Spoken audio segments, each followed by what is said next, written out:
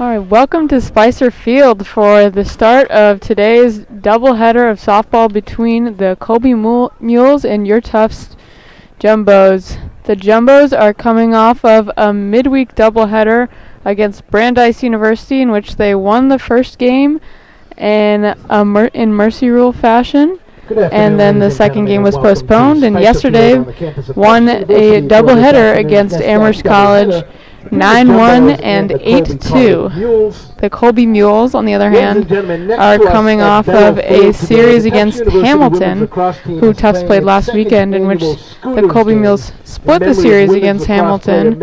And both teams looking to pick up some conference wins here. The Jumbos first in the NESCAC, and the Mules sixth in the NESCAC. So looking to be a good set of games here today. What are we looking to see here, Ethan? Well, I think we're going to continue to see Tufts be a threat in almost every single inning, whether they're pitching or hitting, because all around this season, with that 19-1 record, they've just looked excellent, and they really took it to the reigning NESCAC champions yesterday, Amherst, as you said, mercy ruling them in one game, and then taking the next pretty easily as well. But Colby won't be the same pushover that they've maybe been in past seasons. This season, they're 12-6, which is good for 6th in the NESCAC, and they finished their Florida trip 2 weeks ago with the best record on the spring break trip in their team history. That record was 8-4. They looked really great on Tuesday against University of Southern Maine, and they split that series against Hamilton, which is a common opponent for the Jumbos, who beat them 13-1 in both legs of the doubleheader last weekend. So it looked to be a pretty solid matchup. I would expect Tufts to be the clear favorites, but I would not count out the Mules in this one. Definitely not. The Jumbos do have Sky Johnson pitching for them today, as DeCoco and freshman Doty went yesterday. So fresh arm for Tufts. We'll see what they bring out in the second game, but at this point, both teams have fresh arms in Abby Orso for Colby and Sky Johnson for Tufts, as we see these lineups being announced. The Mules lining up along this first base line. Batting ninth and playing second base is number 32, Lauren Elano. And pitching game one today for the Mules. Yeah, it'll be fun to see Sky Johnson make her first appearance this weekend. She's already looked awesome this season, in addition to the two aces already on the roster in Doty and DeCoco. So Now the starting lineup for the Jumbos. And just a recap of some of Sky Johnson's stats that she's accrued this season. 9 appearances, 6 games started, 2 complete games with a 5-0 record and 1.22 ERA, 0.96 walks and hits per innings pitched. And that's across 34.1 innings pitched. Fifth and playing third base, number 20. She struck out 38, so very clearly a threat to strike you out at the plate, whereas your other starting pitchers like DeCoco not striking out as many batters as Johnson. Command has been pretty good this season, only 4 walks in those 34 and a third innings. Yeah, and we're looking to see a good pitching matchup here as Abby Orso on the other side of the field has got 47 strikeouts of her own. So it looks like we might get a little bit of a pitcher's duel today. She's got a 2.92 ERA in 11 appearances and 6 starts, but a 4-3 record, so she is in danger of giving up some runs, and we know this Jumbo's offense is very high-powered as we stand for the anthem here. And direct your attention to the flag in center field for the playing of our national anthem.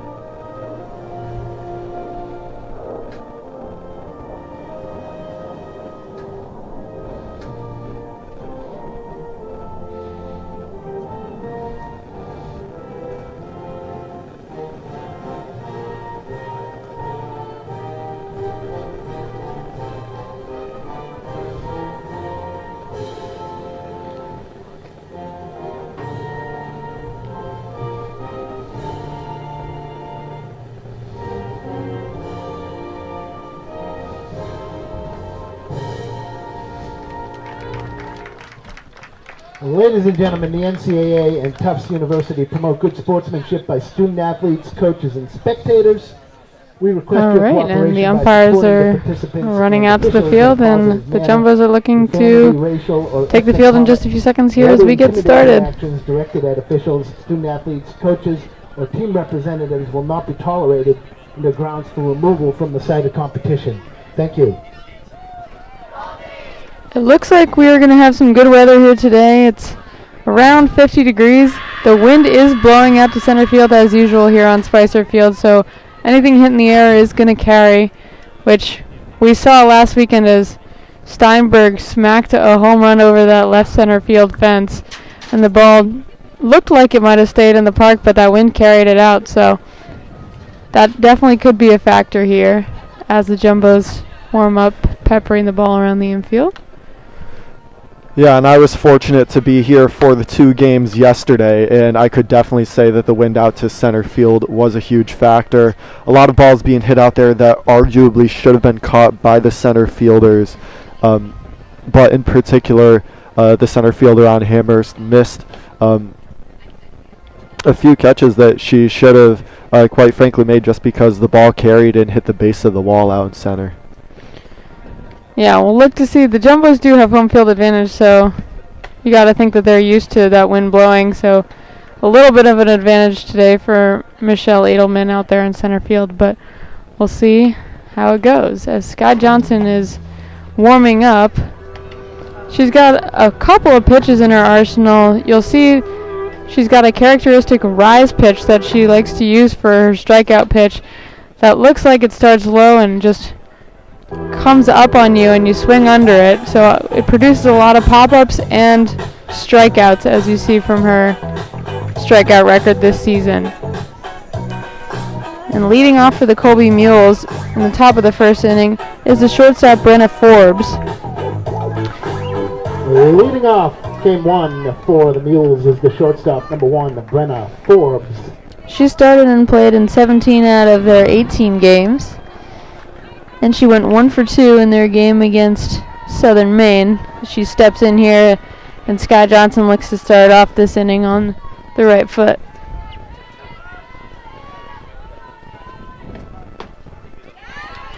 Burns went in there on the outside corner for strike 1. That ball started outside and tailed inwards, just catching the outside corner. 0-1 count.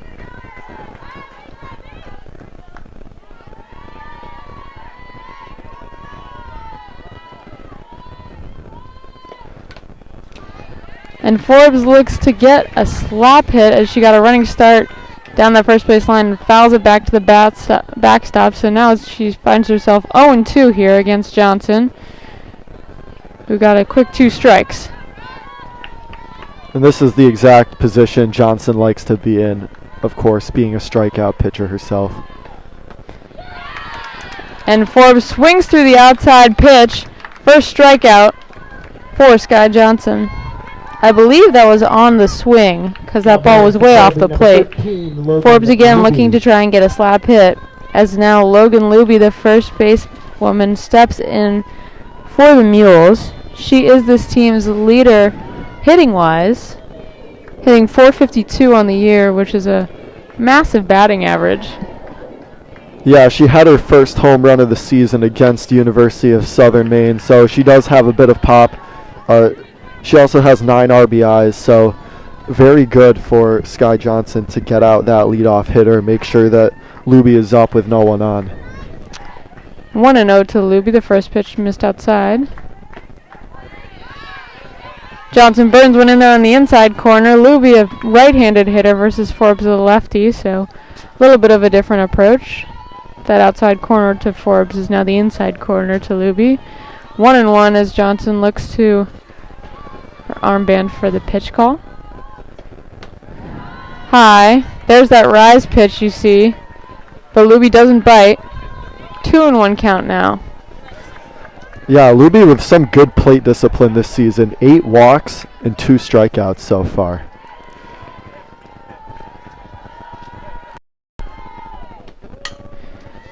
That one fouled back down the first base line. 2-2 now, and Johnson will look to get her second strikeout of this first inning.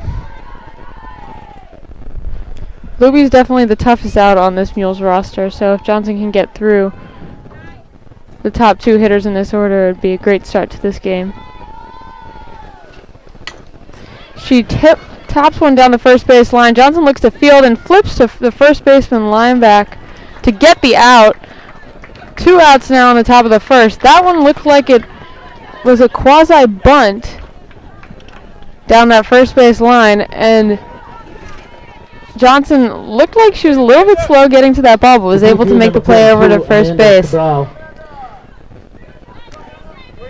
Yeah, completely agree. Like, my reaction for a second was a bit concerned about how slow Johnson was getting to that ball, but she definitely had plenty of time to get that out, just tossing it underhand to the first basewoman of the Jumbos. And Cabral steps in now, the DP for this Mules lineup. She's hitting .333 on the season. She pops one up over the backstop and into the stands, clatters against the bleachers, so it is now 0-2.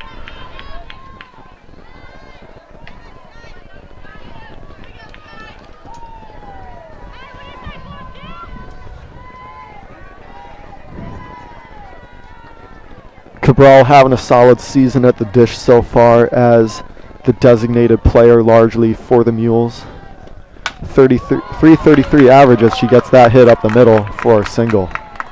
You know, looked like she was just able to connect with that outside pitch and knock it right back up the middle for a single. So solid hitting job for Cabral there as she brings up the Mules cleanup hitter, Chloe Wilcox, the catcher.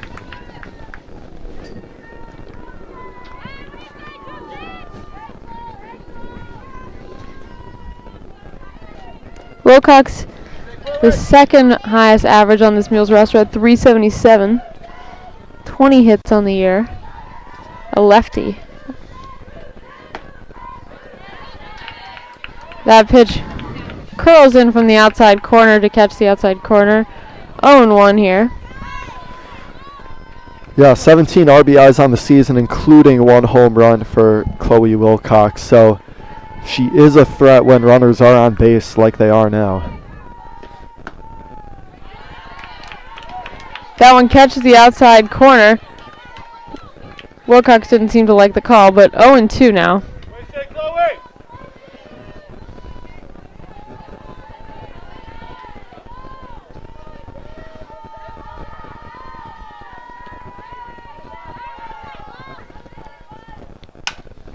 And she taps that to the second basewoman, Jimenez, who flips it over to Steinberg at second base to get the force and get out of the inning. Just 1 hit for this Mules offense as they go in the top of the first, the almost 1, 2, 3. No jumbo errors. The DP Cabral got a single up the middle there, and the Jumbos will get out of the inning unscathed. Jimenez, Edelman, and Palucci.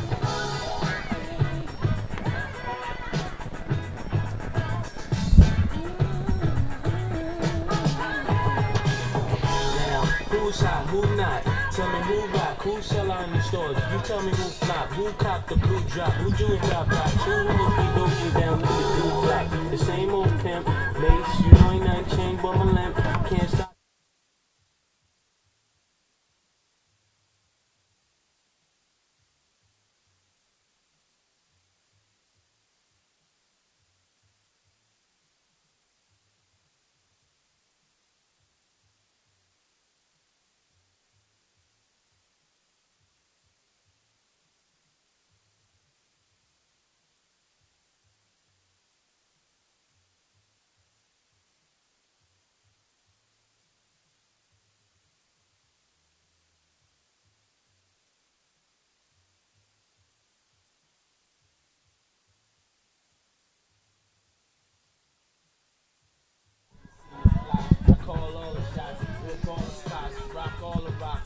Alright, the Mules take the field here as Abby Orso in the circle for the Colby Mules. Looks to face Bella Jimenez, the second basewoman for the Jumbos, who has been having a monster year for this Jumbos offense, leading the team in average, hitting .533 coming into Friday's games against Amherst, and then had 2 monster games against the Mammoths.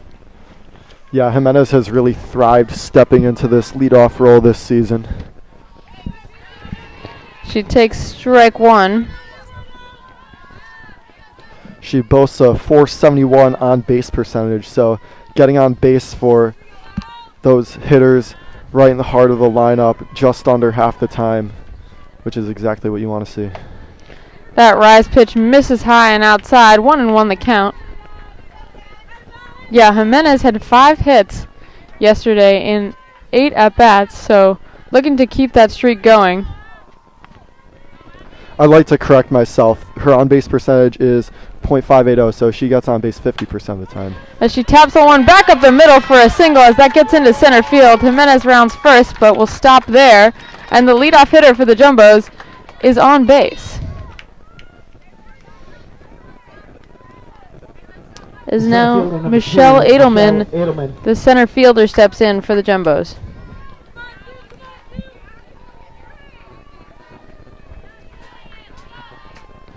It's hard not to say this about almost every hitter in this Jumbos lineup, but Edelman is truly a threat every time, not only that she steps to the plate or gets on base.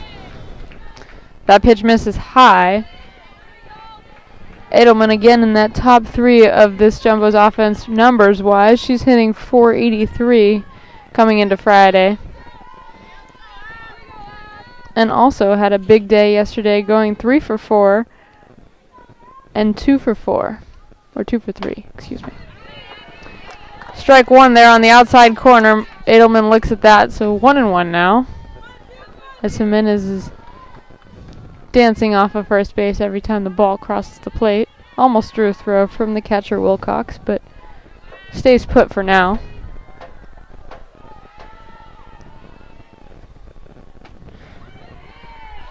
Orso burns another one in there on the outside corner. Strike 2, 1-2 now.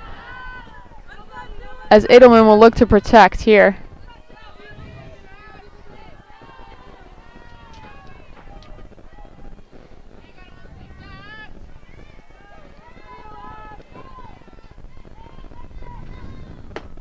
And she swings through, strike 3, a low pitch there. Looked like the off-speed got her. And a swinging strikeout for Michelle Edelman. So both pitchers getting out some of the top hitters in the opposing lineups. This time Edelman going down on strikes. She had a bit of a strikeout problem last season, striking out 26 times. It seems like she's gotten that under control this season, only striking out 5 times so far, but she goes down there swinging. First pitch misses high to the freshman right fielder, Caitlin Perucci. Again, a standout on this Jumbo's offense in just her first year on this roster. The 1-0. Again, high and outside. 2-0 now.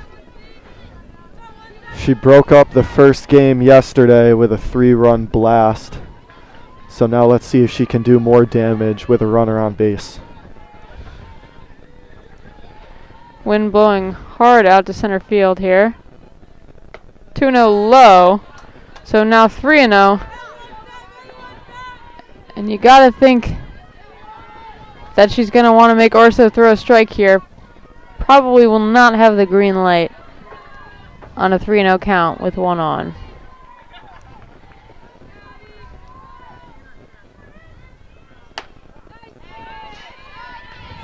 Called strike on the outside corner, so now 3-1, a hitter's count for Perucci, who can look to swing away to anything remotely near the strike zone. I wasn't a big fan of that strike call. Looked like it just might have caught the outside corner. Empire has been calling those corners so far. She dribbles that one back up the middle. Shortstop steps on second and fires to first, but Perucci beats it out, so a fielder's choice there. And Perucci will replace Jimenez over there on first base, as now there are 2 outs.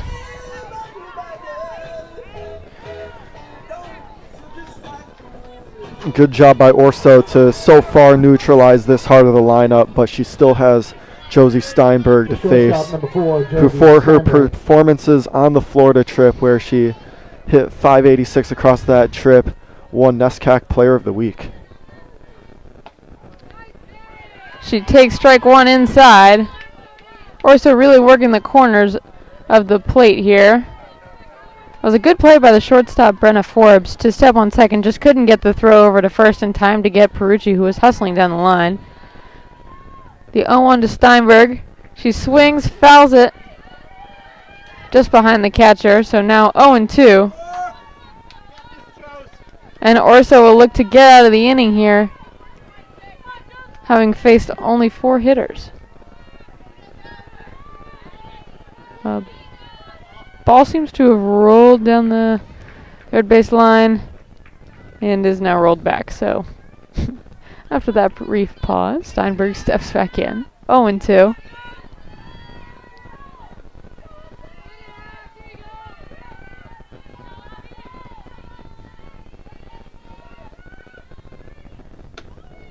Outside, 1-2. Steinberg, a disciplined hitter, not going to swing at that.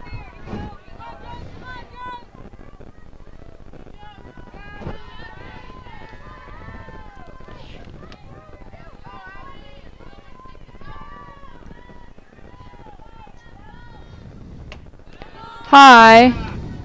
There's a rise pitch that Steinberg once again doesn't bite on, so 2-2 the count. Waiting for her pitch, not going to swing at anything outside the strike zone right now.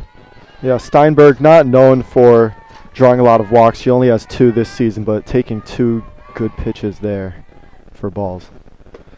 Low and inside, the count is now full. So Steinberg making Orso work here to get her out, not swinging at anything right now. Perucci will go on a full count and 2 outs here.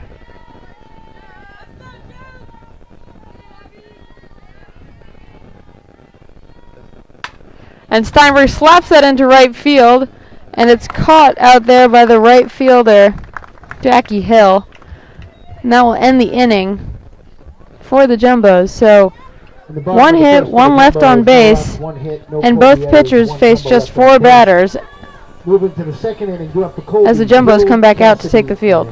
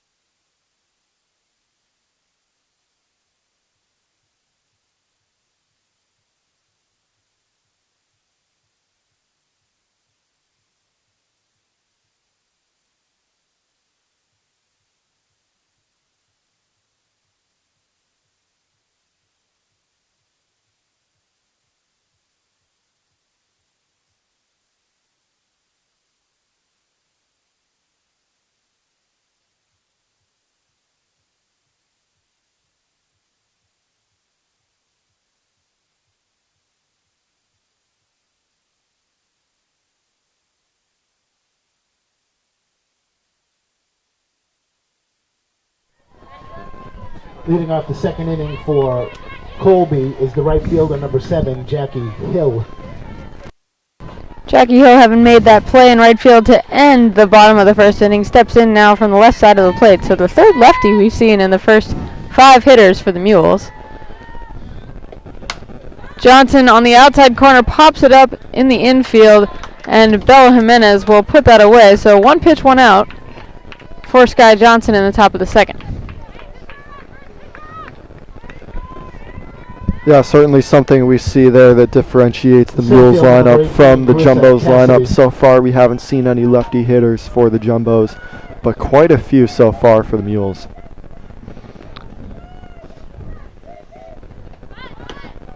Cassidy squares to bunt, pulls it back, but the call is a strike. So 0-1 to Carissa Cassidy, the Mule center fielder. Once again, she's one of those 6 hitters in this Colby lineup that has enough plate appearances for her stats to be statistically relevant. Outside, ball 1-1. Yeah, like you said, not a lot of Colby hitters with enough plate appearances for them to be considered statistically relevant for awards. That just shows how much Colby is utilizing their bench to get production. The 1-1. Cassidy taps it to the right side. Jimenez will field and throw to first, so 2 quick outs for Johnson as she throws just 4 pitches to the first 2 hitters. And now Courtney Schumacher coming up to the plate. Left fielder number 14, Courtney Schumacher.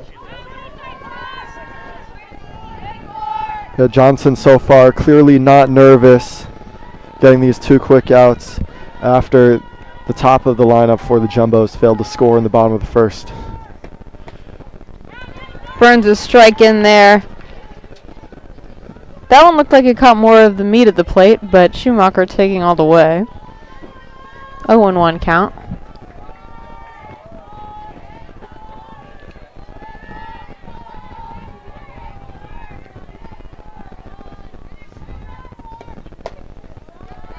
Johnson misses high and inside, so 1-1 to the Mules left fielder.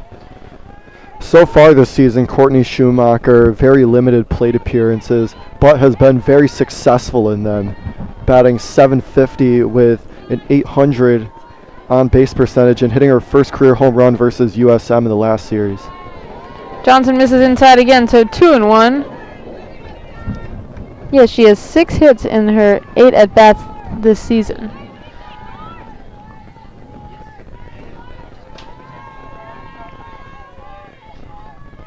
The 2-1 pitch for Johnson on the way. Catches the outside corner. So Schumacher has not swung at anything yet. 2-2 count. Schumacher has also not struck out this season, but now with 2 strikes on her.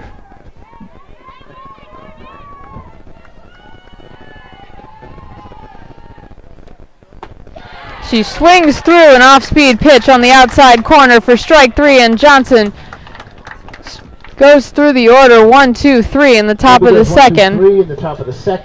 Yeah, and that's another very dangerous part of Sky Johnson's arsenal. We've talked about that rise pitch, but right there, getting a huge whiff on her changeup. We'll be right back.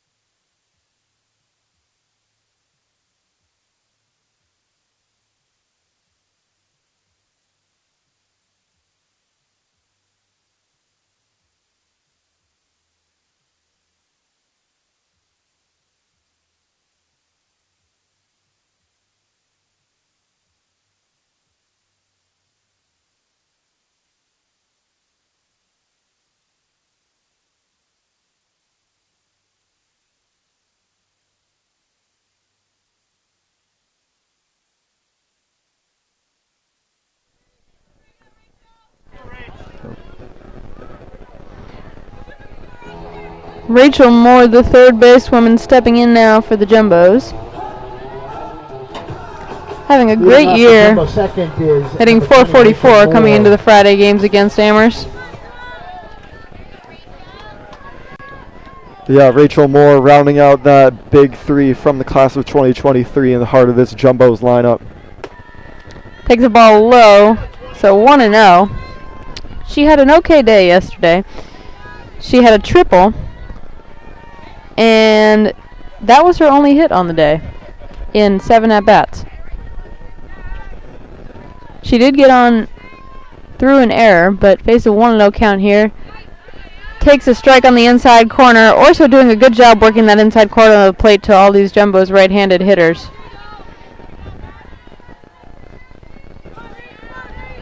Yeah, and like we said, the Mules possessing a lot of left-handed hitters. The same can't be said about the Jumbos, so the Mules perhaps with an advantage there with their right-handed pitcher. Moore grounds that foul down the third base line. So 1-2 now.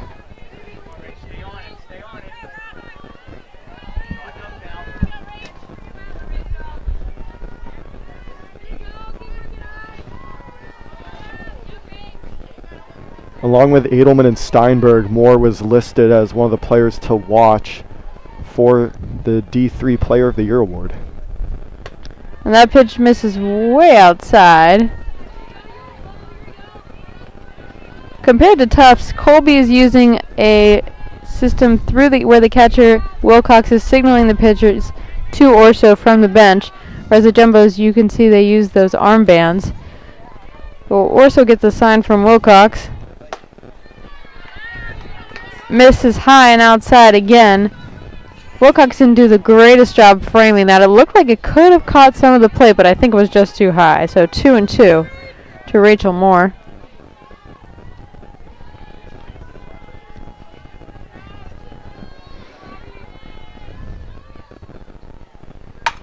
And Moore slaps that into center field, and it will carry over the center field fence for a home run. A monster blast for Rachel Moore as she rounds the bases, and the Jumbos will take a 1-0 lead in the bottom of the second. What a smack by the Jumbos' third basewoman, Rachel Moore, as she runs through the tunnel of teammates down that third base line. For Rachel Moore.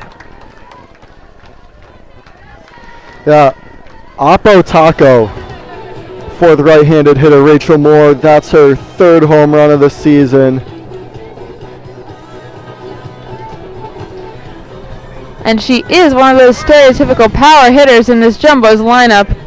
Now batting for the Having a Jumbos, monster day last weekend where she hit 2 home runs in the same inning against Hamilton. And she gets a hold of that pitch from Orso and smacks it towards that scoreboard out in right center field. Now the freshman Haley Lineback, the first basewoman, will step in. Takes the first pitch high for ball 1.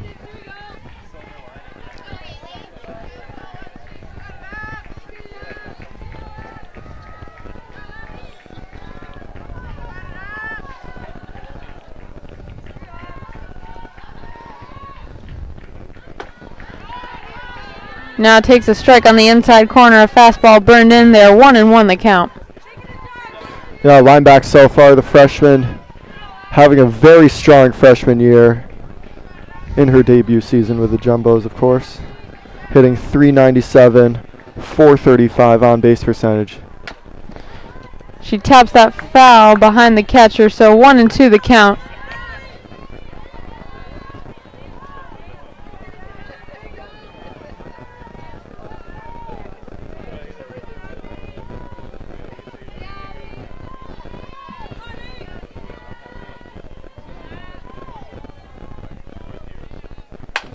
And she taps that off of Orso's ankle, and it'll trickle into right field. Lineback will hustle down the first base line. And I believe that should be scored as a hit for the Jumbos, as Orso didn't really have a chance to even get her glove down, as that ball was smacked right back up the middle. Yeah, the bounce off the pitcher did come pretty close to the first basewoman, but considering how hard Lineback hit that, I would have considered her unlucky if the first basewoman were to make a play on that and get the out.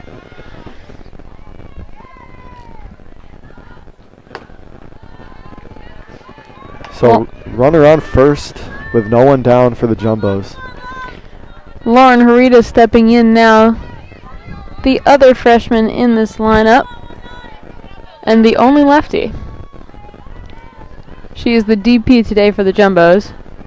Ooh, and takes that off the helmet.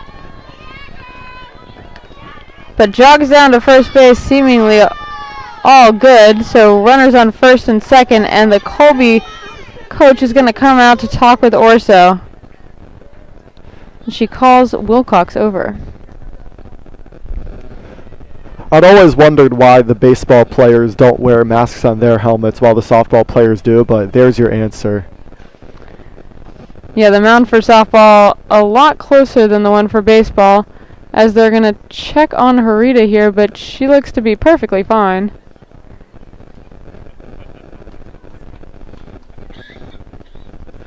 Yeah, frightening to get hit in the head, but her immediate reaction said it all, that there really shouldn't be anything to be worried about. And it looks like we may get a sub here. A pinch runner for the linebacker over there at second base. Please. Pinch running for the Jumbos out at second base is number 15, Emma Tonys. Emma Tonys is going to run for Haley Lineback out at second base. So if you're just watching, probably not the pinch runner you'd expect after Harita gets hit in the head, but looks like the Jumbos want to get some speed on the base paths. Now batting for Tufts is the catcher, number 23, although Emma Tonys has not attempted to steal at all this season, but this Jumbos lineup is fast top to bottom. As the senior, Emma Jacobson squares to bunt, puts it perfectly down in front of the catcher, who will fire over to Luby at first base, but Jacobson with a perfect sacrifice bunt to move the runners over to second and third base now with one out. And Kat Yusuf-Polsky coming up to the plate.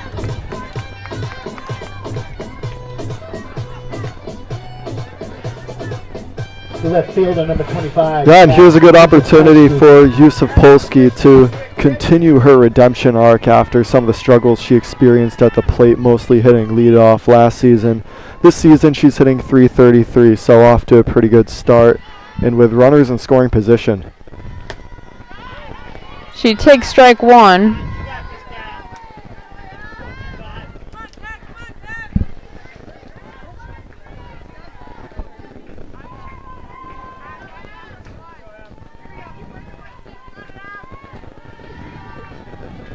Oh, and 1 to Yusuf-Polsky. Taps that foul down the first base line. So 0-2 now.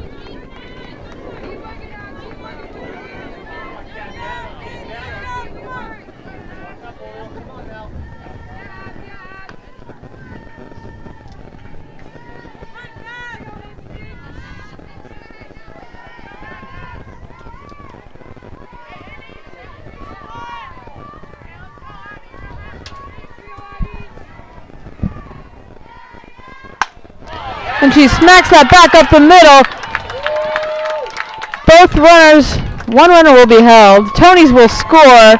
Harita gets held at third base. A very late stop there. She didn't quite see the sign from the third base coach. But Kat Yusuf-Polsky drives in a run with a single up the middle. Now batting for the Jumbos, number 10, Bella Jimenez. Yeah, well struck by Yusuf-Polsky to drive in the run there. RBI opportunity now for Jimenez. Good work by Cassidy out there in center field to field the ball quickly and make sure no more than one run scored on that hit.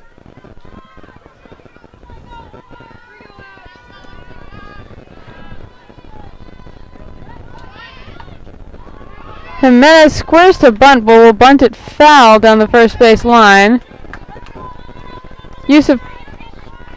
Maybe it wasn't a foul, actually, because Yusuf-Polsky moves to second base. So now 0-1 to Jimenez, with runners on second and third again with one out. She swings and fouls it back to the backstop. 0-2.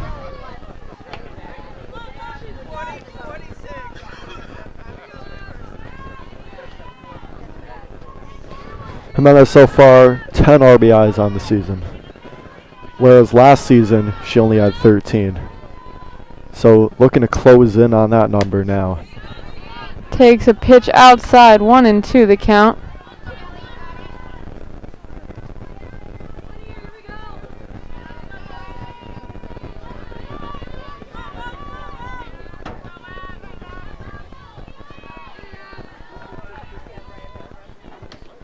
This is outside. The ball gets away from Wilcox, but Harita will stay put at third base as Wilcox popped up pretty quickly there and was able to get to that ball before it got to the backstop. So 2-2 the count to Bell and Jimenez at the top of this Jumbo's order in the bottom of the second inning. Yeah, good work by Wilcox there. We don't typically see a runner held up at third after a wild pitch like that. And Jimenez grounds it foul down the third base line.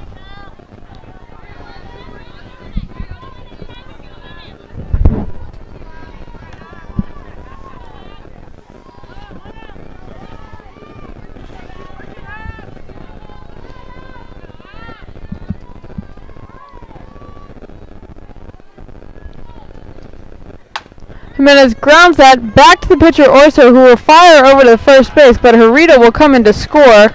So Jimenez picks up her 11th RBI on the season, and the Jumbos lead this one 3-0.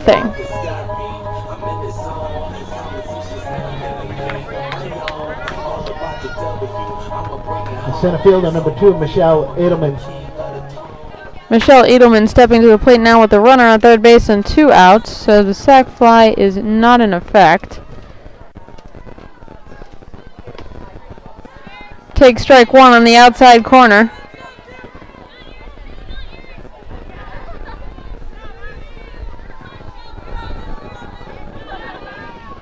Yeah, that pitch on the outside corner, the one that got Edelman swinging in her last at bat.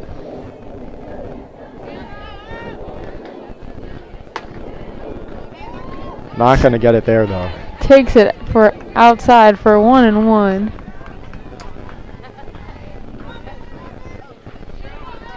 Orso did a good job limiting the damage on that last at bat, just allowing Bella Jimenez to drive in 1 run and get the out at first base. She squares a bunt, but it will go foul down the first base line. It looked like she was trying to bunt it down that first base line and squeeze the run home, but now 1-2 the count, so Edelman will probably not look to square around here. Yeah, for sure, but if there was any hitter in this Jumbo lineup who's capable of getting a hit on a bunt with 2 outs, it's Edelman with her speed. As she swings through strike 3, so the second strikeout on the day for Michelle Edelman. The Jumbos do score 3 in the bottom of the second inning with a home run for Rachel Moore and a single up the middle for Kat Yusufpolsky and a ground out RBI for Bella Jimenez, as the Jumbos will take the field here in the top of the third inning. Moving to the third.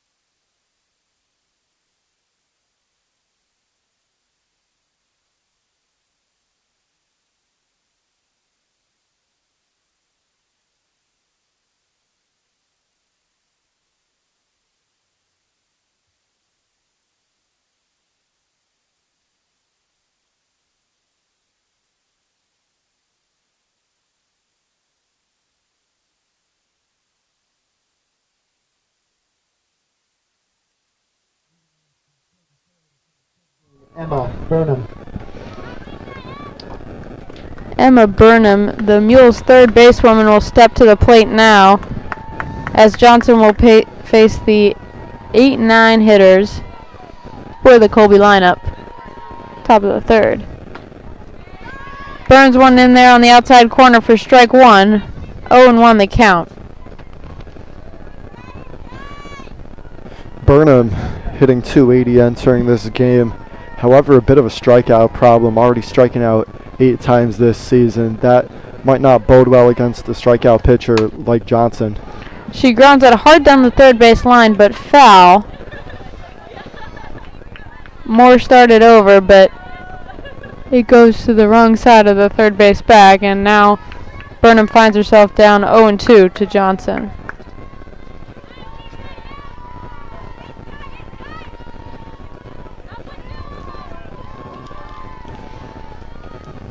And the changeup for strike 3. Burnham goes down swinging as a really good pitch by Johnson there to get the first out of the inning. Now batting for Colby, number 32, Lauren Alano. Lauren Alano, yet another lefty for this Colby lineup, steps up to the plate, the second basewoman.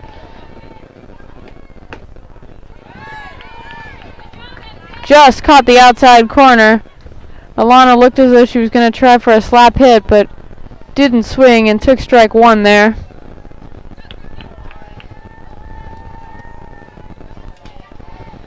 She squares to bunt, pulls it back. The corners charge in, but the pitch is taken outside for a 1-1 count.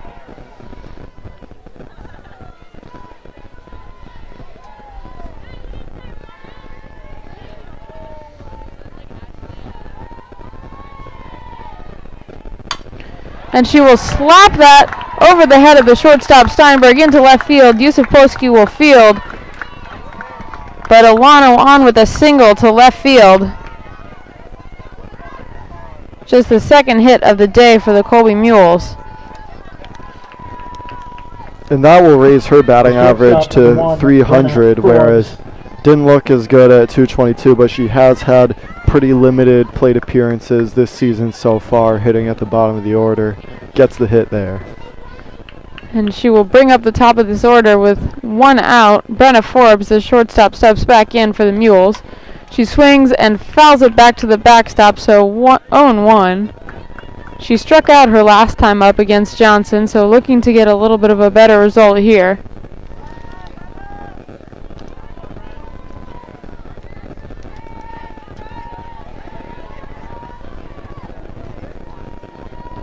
Johnson looking at her armband for the pitch call. And Forbes will tap that to the shortstop Steinberg, whose only play is to first, but Forbes will beat that one out. And Colby will have runners on first and second with 1 out in the top of the third inning, and their power hitter and Logan Luby coming up to bat. Yeah, perfect execution there for the Mules. Now batting for Colby, number 13. Steinberg gets runners out almost every single time a ground ball like that is hit to her, but great speed by the leadoff hitter Forbes to beat out that throw. And it looked like the slap hitting approach worked pretty well as she got a quick start out of that left-handed batter's box. Ball taken outside for Luby. That's that advantage of being a lefty. You just start that little bit closer to first base compared to the right side. Very true.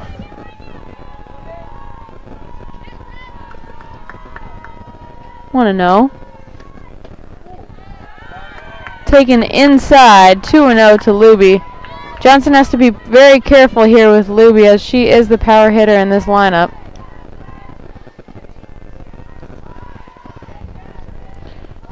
She grounded out to Johnson her first time up.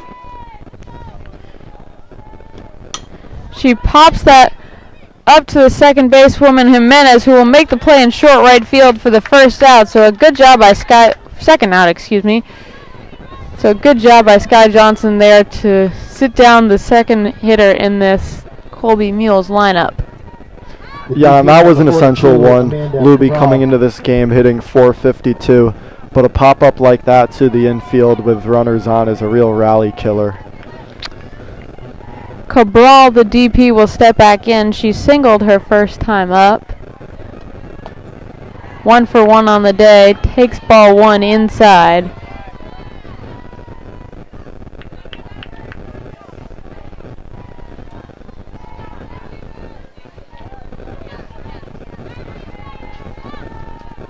Lineback is pulled in over there at first base a little bit. She grounds that foul down the third base line. So now 1-1 the count to Cabral.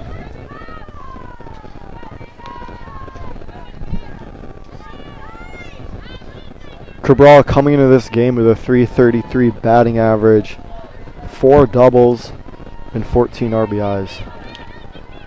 Another chance now.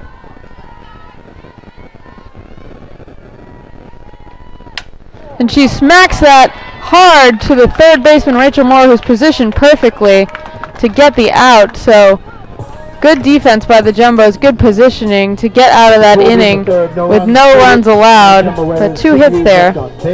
And the Jumbos will go to the bottom of the third, leading 3-0.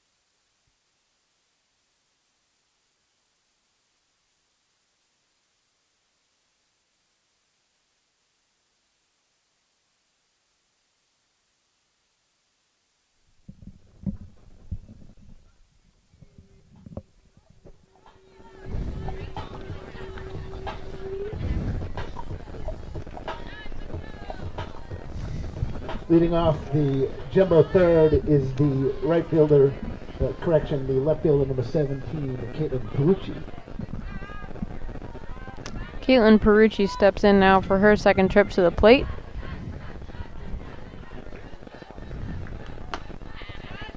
She will take strike 1 on the outside corner.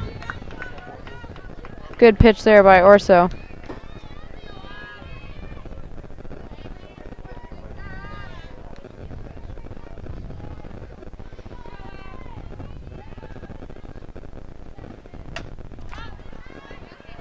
Fastball on the inside corner fouled back to the backstop, so now 0-2 to Perucci. She grounded into a fielder's choice her first time up, but now nobody on base, and an 0-2 count.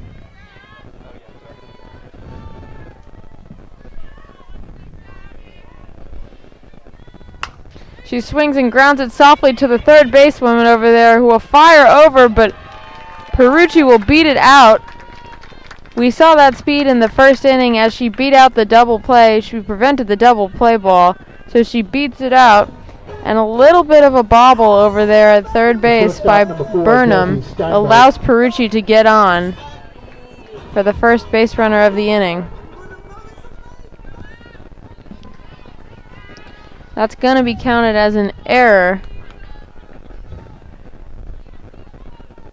for Burnham over there at third base. Is Steinberg now.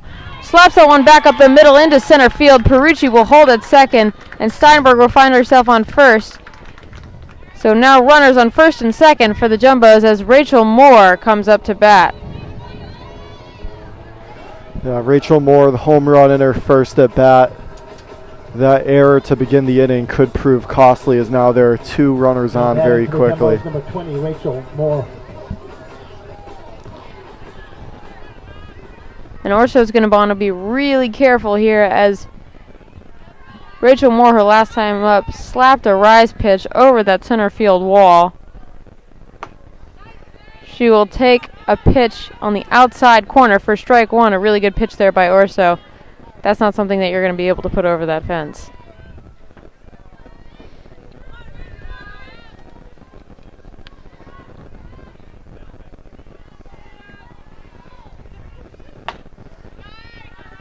Orso misses outside with that one, so 1-1 to Rachel Moore. Nobody out here on the top of the first. This is the first 2 runners have reached.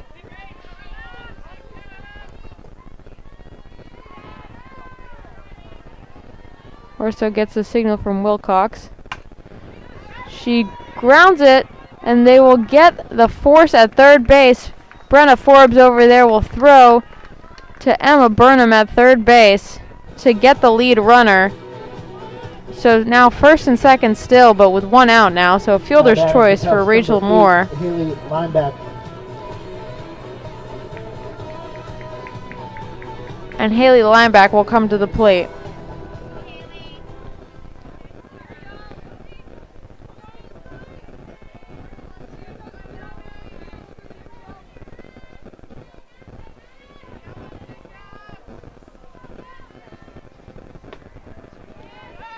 Take strike one.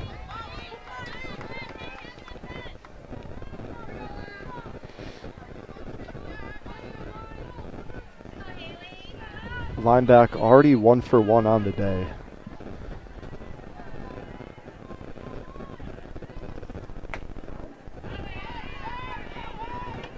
Wilcox at the plate does a good job of framing that pitch on the outside corner. So now 0-2 to Haley Lineback. The Jumbos do have speed on the base pass right now with Steinberg and Moore. Steinberg will take a hard lead off of second as Lineback swings through an outside pitch. So a strikeout on 3 pitches for Orso.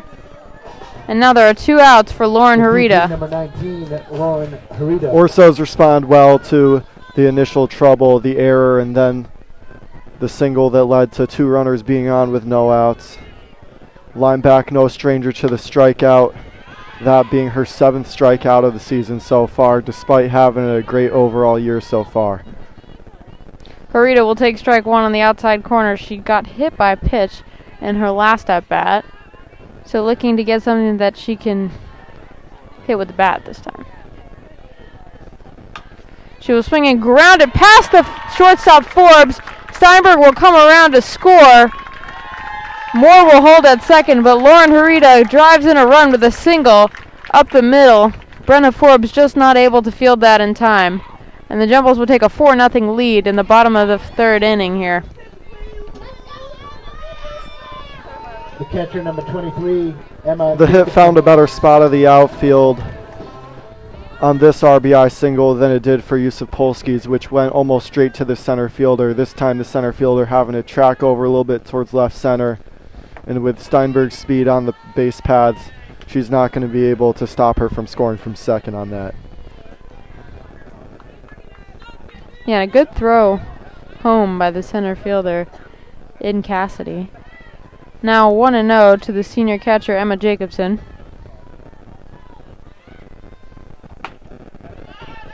Takes outside, 2-0. Moore dancing off of second.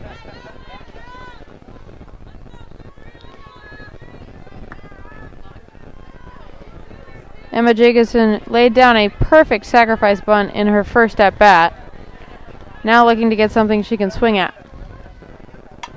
She swings and fouls that one back to the backstop. That fastball right down the meat of the plate, just under that. So 2-1 the count.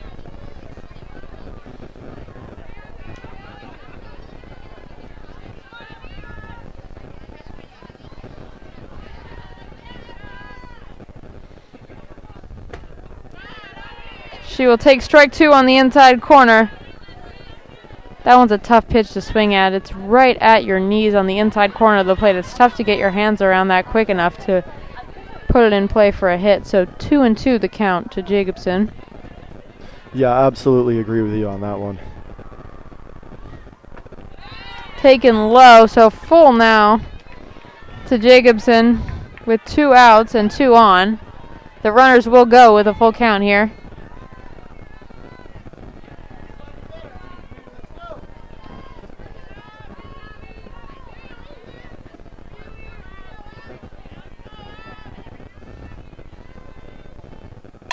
Jacobson lines that off the glove of the second basewoman. Moore's going to come around to score. Harita will go to third. Jacobson drives in a run with an RBI single. The score is now 5-0 Tufts.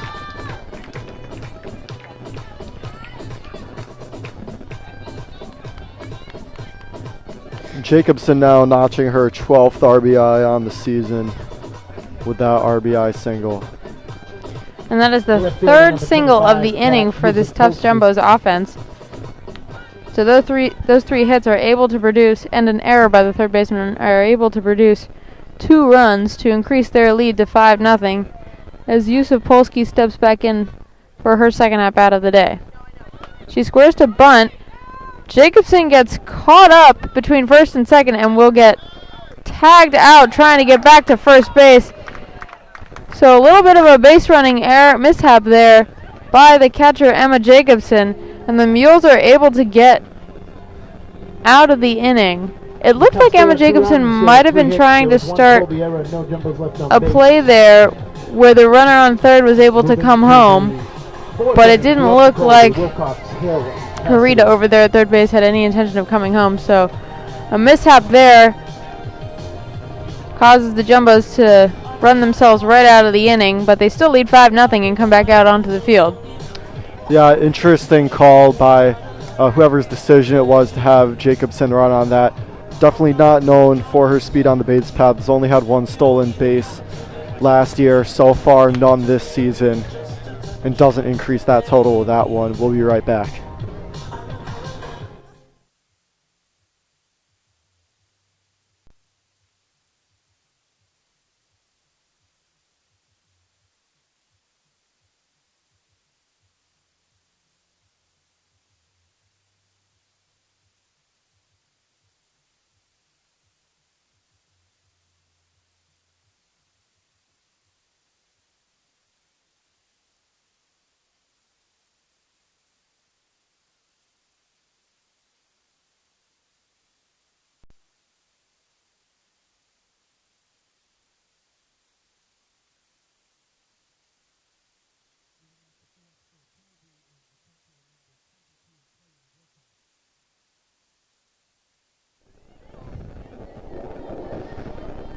Chloe Wilcox to lead off the top of the 4th inning for the Mules. Sky Johnson looking to get her 4th inning of work here. Burns in, strike 1 to Wilcox.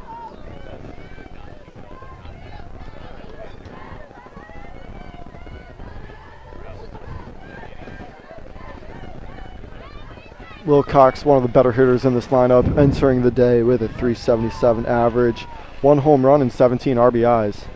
Now leading off the top of the 4th inning for the Mules. Off speed, just misses outside, so 1-1. Jacobson tried to frame it, but just couldn't pull it back far enough.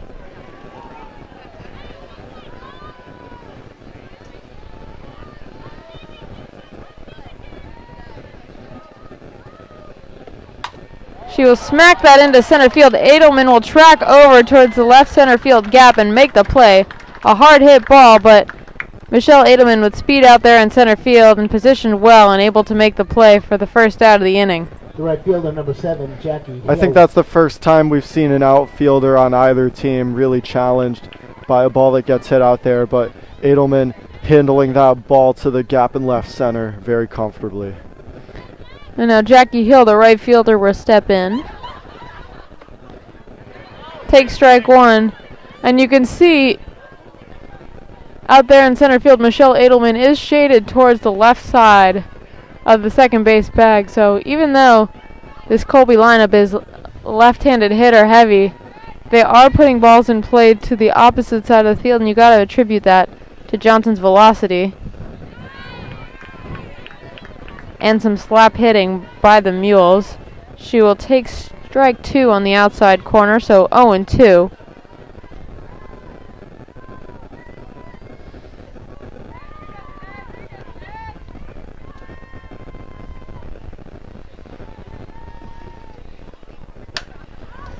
This time, though, smacks that into right field, and Perucci will make the play. So 2 outs here in the top of the 4th. Yeah, good positioning by Perucci out there in deep right field. Jackie Hill possessing a lot of power with 3 home runs on the season so far. That one, though, just not making it far enough. Comfortable for Perucci. Definitely, as Cassidy steps in now.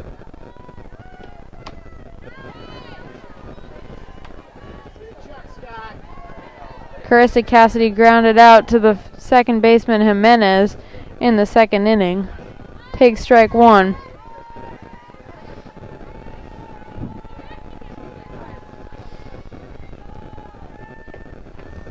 That one low and outside. 1-1.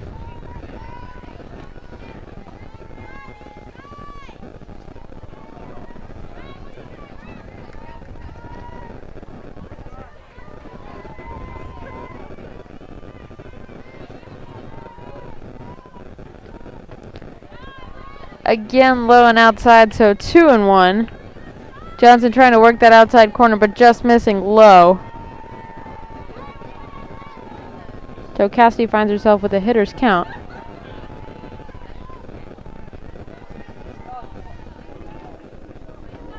She squares to bunt, pulls it back, and will take it for a ball. So 3-1. It looked like that might have missed high. And now Cassidy will look to swing away here.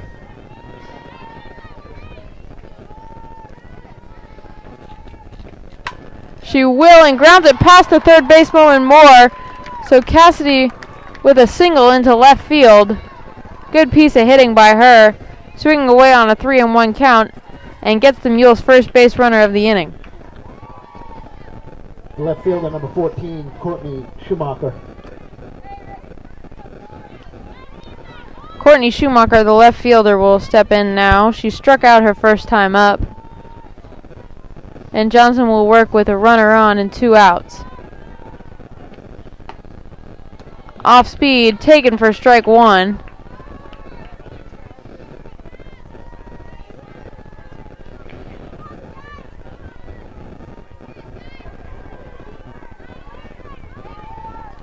In each of the last 3 innings, Johnson has managed to strike out one of the Colby Mules, and now will find herself with the opportunity to do that once again. The count now 0-2 to Schumacher.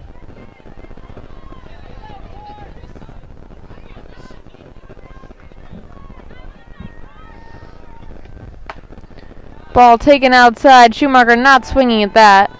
1-2.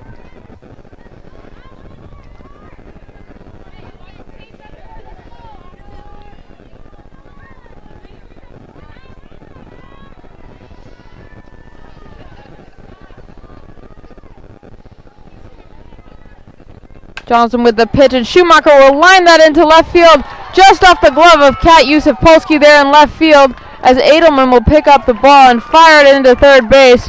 Rachel Moore picks it up, but runners on second and third with 2 outs here.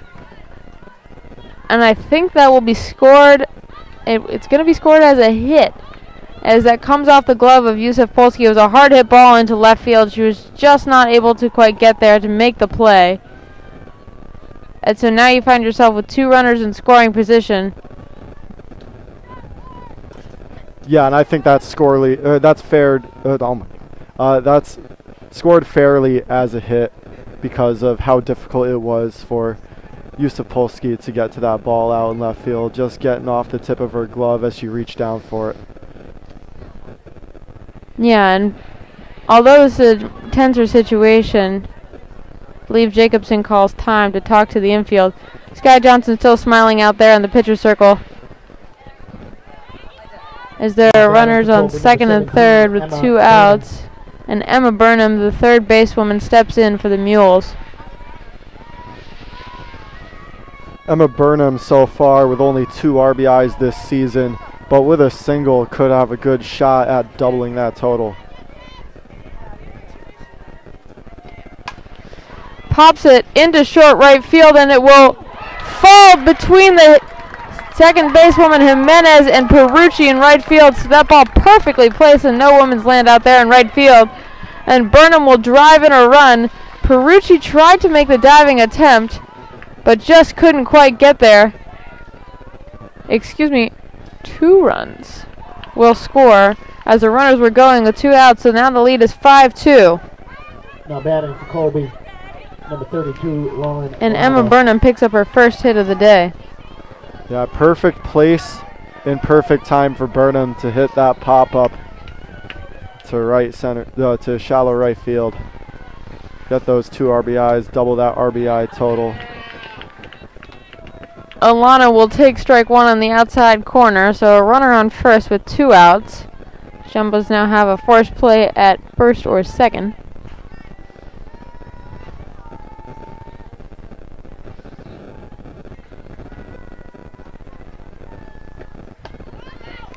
She will square to bunt again. It's outside, but looked like she didn't quite pull it back in time, so 0-2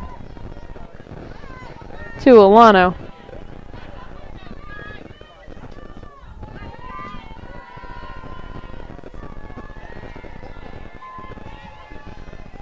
Alano squares to bunt again and swings through it again. Didn't pull the bat back in time. So there's the strikeout for Johnson. For Colby in the top of the 4th, 2 runs on 3 hits. And 2 runs scored in the top of the 4th inning for the Mules. The Jumbos lead at 5-2 going into the bottom of the 4th inning.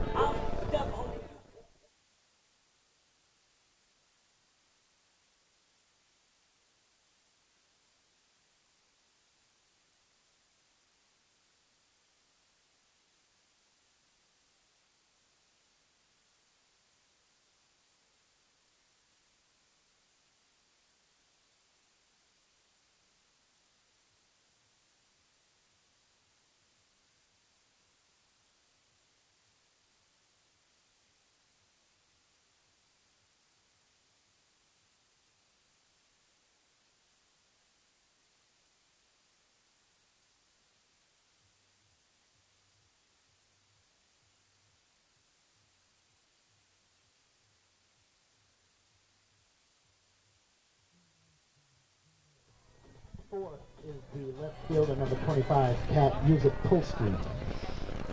Kat Yusupolsky, the left fielder, stepping up to the plate in the top of the bottom of the 4th inning, excuse me. Orso will go to work. Yusupolsky will ground that out to the shortstop Forbes, who bobbles it, so Yusupolsky will reach base. An uncharacteristic error over there by the shortstop Brenna Forbes. And the Jumbos will get the first runner on in the bottom of the 4th inning. And now we'll bring up the top of the lineup. So Yusupolsky perhaps being the donor of a base runner with her drop ball out in left field, but this time the beneficiary of a dropped ground ball by the shortstop Forbes. Jimenez grounds out to the second baseman, Alano, who tries to tag out Yusupolsky. Isn't quite able to do that. But Alano able to fire over to first and get the out, I think. Yes, Jimenez is out at first base. A little bit unclear. She wasn't quite clear if she got there in time, but so effectively a sacrifice as the runner will move to second base. And now 1 out for Michelle Edelman. Yeah, the Jumbos lucky to maintain their lead runner, Yusupolsky, there. Alano just missing the tag on her.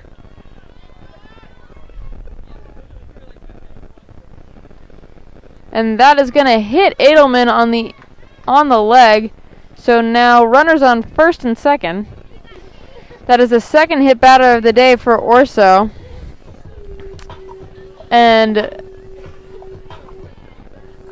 Edelman made no real clear attempt to get out of the way there. I think that might be what the Colby coach is coming to talk to the umpire about. But regardless, it is a hit by pitch. And now Perucci is going to step in again.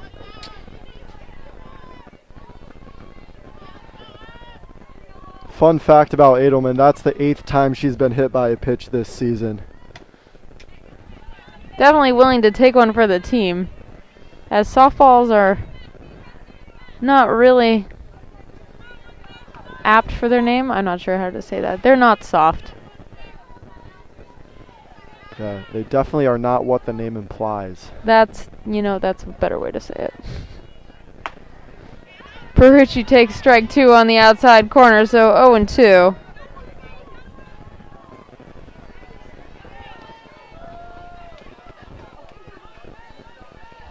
One out with 2 runners on. Orso looking in for the pitch. just misses on the outside corner. Wilcox at the plate, not quite able to frame that. And now 1-2 to Perucci. Perucci has reached base twice, beating out throws to first both times. She swings and fouls that one back. It gets stuck in the backstop, but Wilcox will retrieve it. It has been 2 ground balls for Perucci, but as you said, her speed has allowed her to get on both times. So you got to think that the double play is going to be difficult for the Mules here. Takes outside, ball 2. A little bit interesting from the umpire. I seem to be calling some of those pitches before, but not calling them for a called strike 3. Really good eye by Perucci.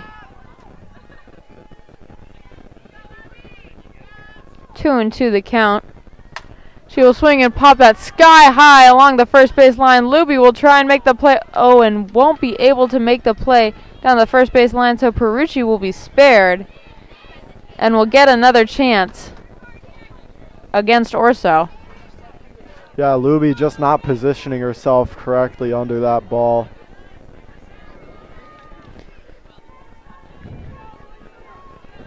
And now you allow a dangerous hitter like Perucci to get another chance at the plate. She will dribble it to the pitcher, whose only play is to first, and she will just get it over there in time. So Perucci with yet another ground ball, not quite able to beat it out this time, but she will move the runners up for Josie Steinberg. So runners on second and third with 2 outs for the shortstop Josie Steinberg, who is arguably the most dangerous hitter in this Jumbo's lineup in terms of on-base percentage and average.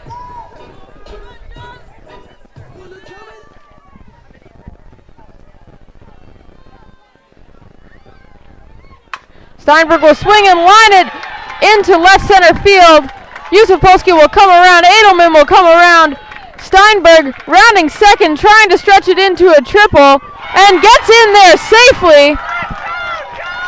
Great speed by Josie Steinberg, able to leg out a triple there, as there was a bobble in center field, which allowed her to advance. Carissa Cassidy just not quite able to pick that ball up cleanly. And Josie Steinberg finds herself on third base with a triple and 2 RBIs. Definitely a gutsy decision by Steinberg and the third base coach to have her run around second to third base with that head first slide. Just gets her in time. The throw looked like it was in time, but the tag not quite applied to Josie, who slid head first. Rachel Moore will take a ball for ball 1.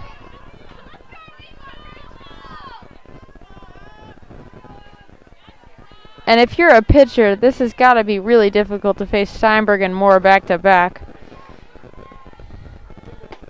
Orso will try for a fastball on the outside corner, but just misses. 2-0.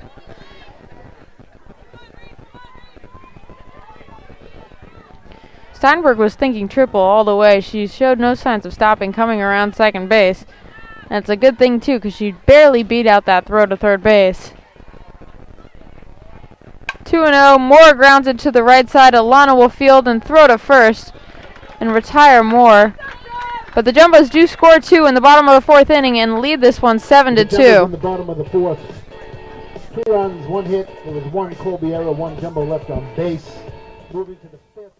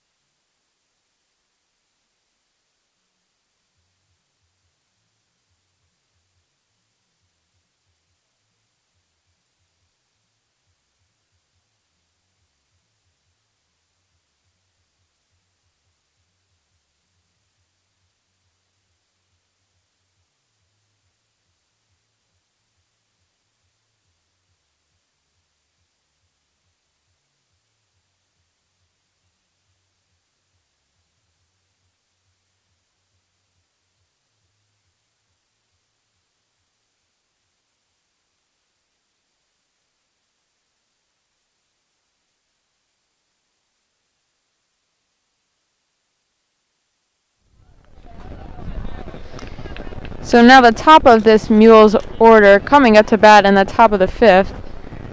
Johnson, who's pitched a the shortstop, number 1, good game today. Those 2 runs coming off of some tough hits that were just not able to be fielded by those Jumbo outfielders. Placed perfectly. So a 7-2 lead as Johnson burns one in there on the outside corner for strike 1. Forbes scoring to bunt. The corner's coming in hard, looking to use her speed to get on the bases.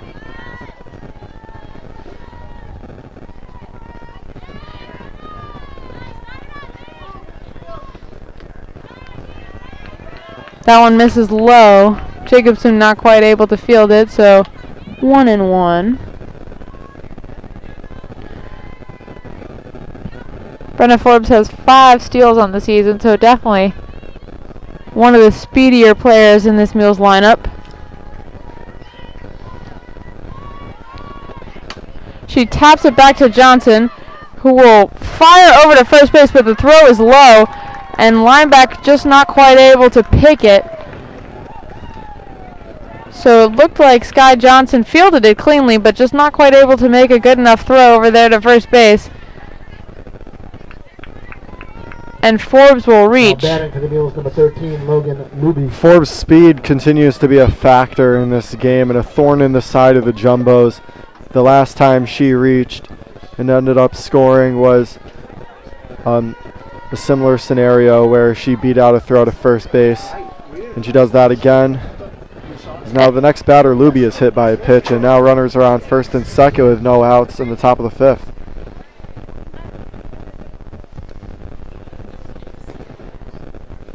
Luby looked to be hobbling down the line a little bit there. Looked like she might have gotten hit in the foot. And the Jumbos will make a pitching change here, as we will see Emily Doty, who pitched in one of yesterday's games against Amherst, take the circle for the Jumbos. Sky Johnson last season started 16 games and completed 13 of them. However, this time not able to go the distance as Doty comes into the game, having pitched game 1 yesterday. Yeah, and on the season, Doty has made 9 appearances and 5 starts now. So 4 of those appearances have come in relief. She has been excellent for the Jumbos with a .55 ERA. Ladies and gentlemen, your attention please. Changes for both teams. And we'll look to try and get out of a jam here with no outs and 2 runners on for the 3-4-5 hitters in the Mules lineup. And now pitching for the Jumbos, number 16, Emily Doty. Luby, after looking a little uncomfortable after that hit by pitch, has come out of the game, or at least off the base paths for the Mules in this top of the 5th inning as Cabral steps to the plate. Runners on first and second and nobody out, trailing by 5 runs.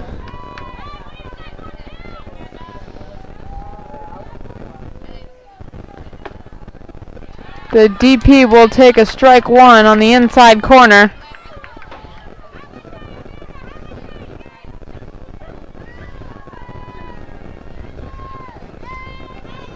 Oh, and 1. Doty looks to deliver. Think that one just low. 1-1. Looks like Jacobson might have gotten crossed up a little bit there and wasn't quite able to frame it. 1-1 to Cabral. She swings through strike 2. A good pitch there by Doty. So 1-2 the count now.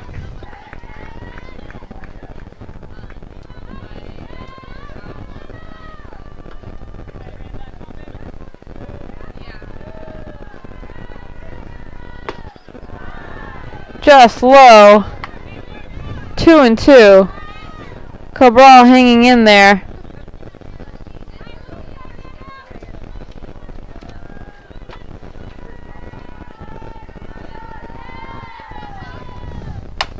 She will smack that to left field. Yusuf Polsky tracking over will make the running catch. The runners will be forced to retreat to their bases. An excellent running play out there in left field by Kat Yusuf Polsky, and that will prevent at least one run from scoring. Great play out there by the left fielder. Definitely making up for that ball that ticked off her glove earlier in the game. Makes a wonderful running catch, and the runners will have to stay put. The catcher, number 22, Chloe Wilcox. Couldn't have said it better myself. That was no easy play out there in deep left field down by the third baseline, but Yusuf Polsky backhanding that in the sun, getting the crucial first out of this inning with 2 runners on. Yeah, and you got to think, with the speed of Brenna Forbes out there on second base, at least one runner would have scored to make it a 4-run game, but that play keeps it at a 5-run lead for the Jumbos. Wilcox will foul that back into the backstop, 1-1. Yeah, and that good piece of contact by Cabral shows that the Mules have been hitting the ball today, despite what the score suggests. They have 7 hits compared to the Jumbos' 8. So perhaps the timeliness of the Jumbos' hits has been a little bit better than the Mules, even though their runs came on a blooper to right field. Wilcox will swing through an outside fastball, 1-2.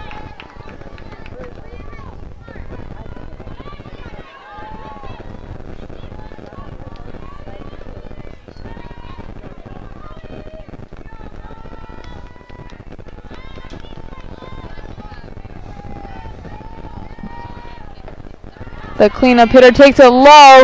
Jacobson will fire down to third base, and they will get Forbes for the second out of the inning. The runner on first does move up to second, so now we have a runner on second. A 2-2 count with 2 outs for Wilcox, the catcher. But a great play by Emma Jacobson was able to keep that ball in front of her and fire down over to Moore at third base to nail Brenna Forbes. Wilcox will pop that up foul and out of play. Will stay alive.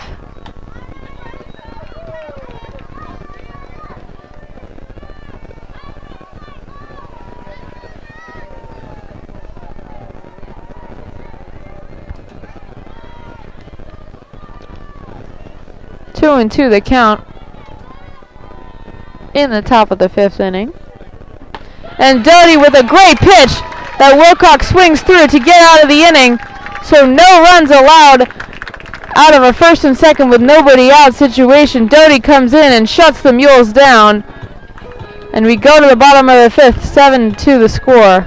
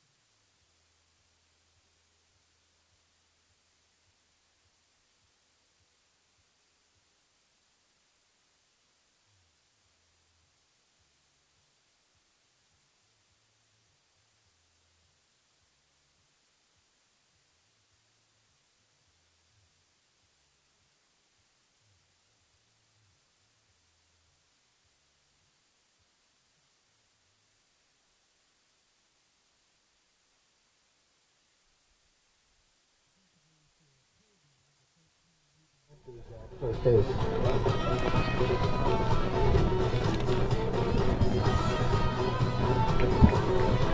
Orso will come out for her 5th inning of work, facing Lineback, Harita, and Jacobson in the bottom part of this Jumbo's order. Lineback has singled today and struck out, so 1 for 2.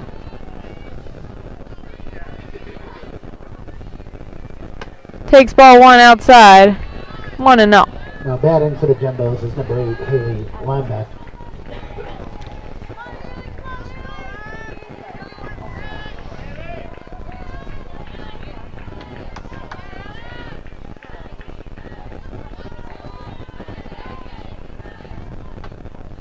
There's a strike on the outside corner, 1-1.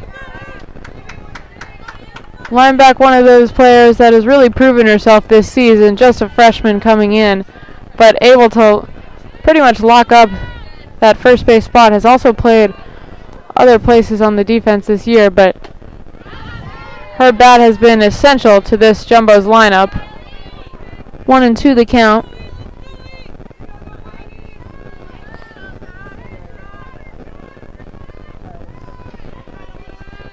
She was hitting .397 coming into the weekend. But she will swing through strike 3 there. Good job by Wilcox to block that pitch. And Orso gets her fourth strikeout of the game. The DP number 19. Yeah, that's the second one for lineback, who, as we said, is no stranger to the strikeouts, that being her 8th one of the season, despite the high batting average and the great start. Lauren Harita will smack that over the head of Cassidy in center field. She will round first and cruise into second base, but stop there. Great piece of hitting by Lauren Harita, the freshman. And the Jumbos have a runner on second with 1 out.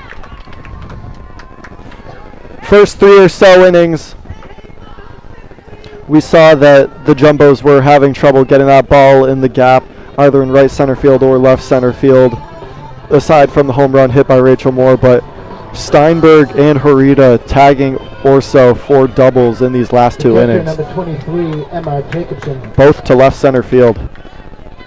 Yeah, Lauren Harita 2 for 2 on the day, having a great day. Now sets up Emma Jacobson with a runner in scoring position. She will take outside for ball 1. Ooh, and the throw back to the pitcher will get over her head, but good job by Alano to be behind there covering to prevent Harita from advancing. Yeah, a friendly reminder that the ball is always in play, and right now for the Mules, down 5 runs, runner on second with 1 out, they don't want to be falling asleep. Definitely not.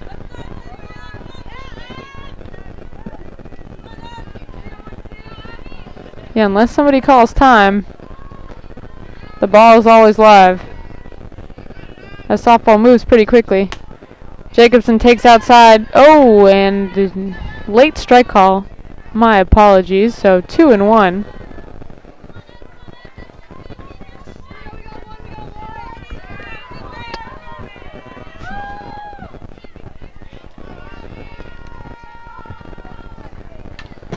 Swings and fouls that back. Just missed on that pitch. So 2-2. Jacobson right on that pitch, but it looked like just under it, and fouls it over Wilcox into the backstop.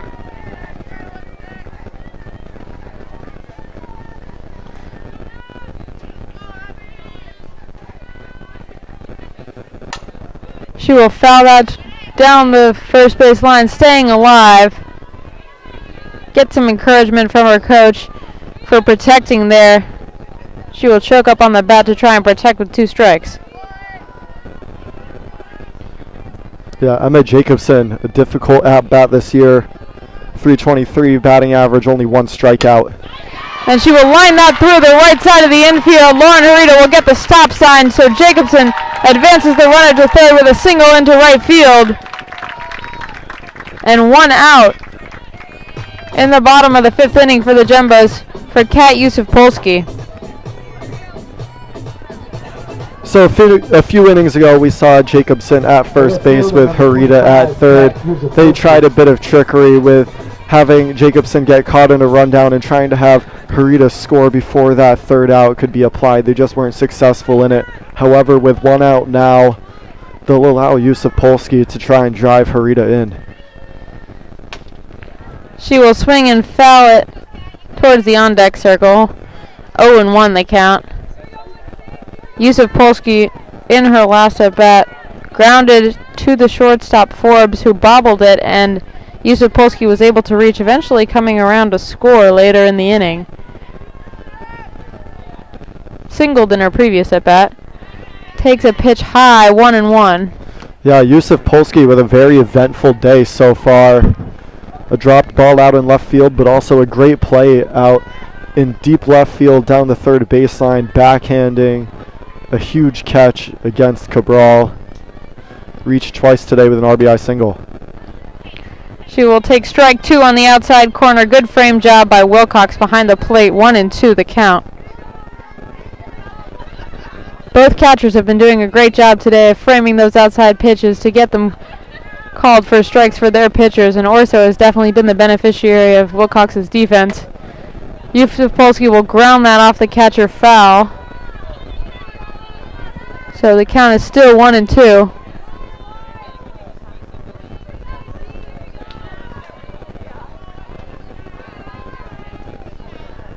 Runners in first and third with 1 out.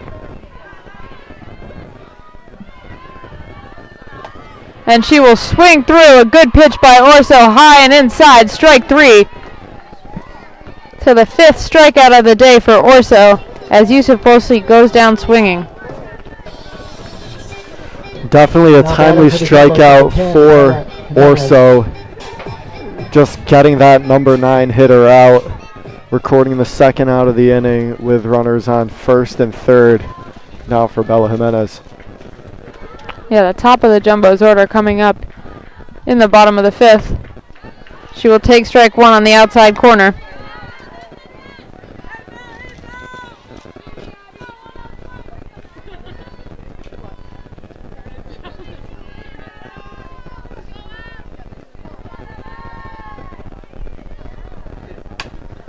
Jimenez will wind that foul down the first base line. Luby not able to get over there quickly enough. Just beyond her. So 0-2 the count to Bella Jimenez.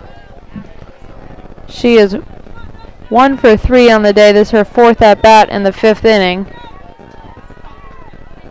Faces an 0-2 count from Orso, who is looking to strike out the side.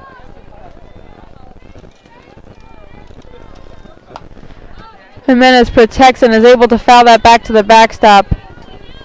Still 0-2, but a good piece of hitting to just be able to get a piece of that pitch. Jimenez hitting leadoff, not with a ton of RBI opportunities this season, but has 13 of them, and another chance here with a runner on third. She will pop that foul down the first base line. So again, protecting on an outside pitch.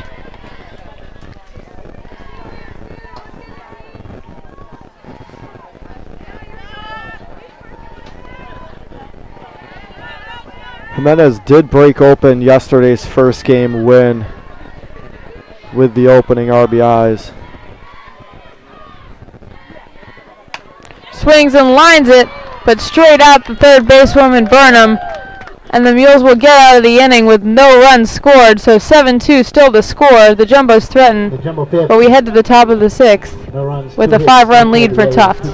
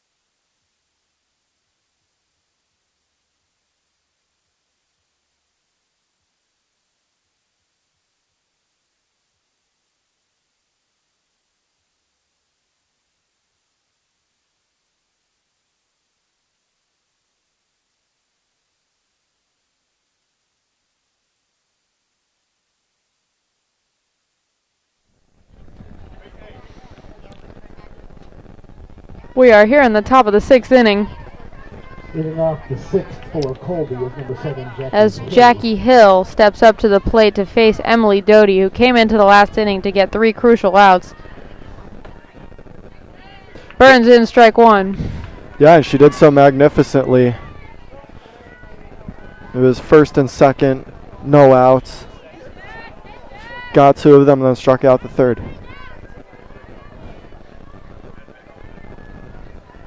She will start her second inning of work as Hill grounds out to Jimenez at second base, who will easily toss it over to first for the first out of the inning. Jumbos will throw it around the infield. So a quick out there for Doty, as now she will face Cassidy, the center fielder. Carissa Cassidy.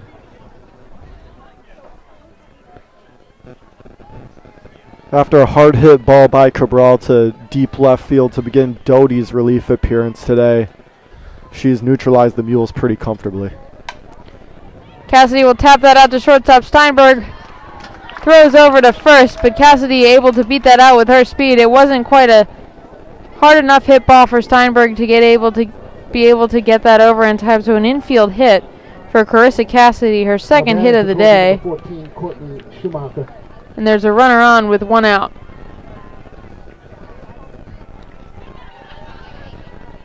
Courtney Schumacher, the left fielder, stepping in now for the Mules. She will take strike one on the outside corner. Good pitch by Doty there.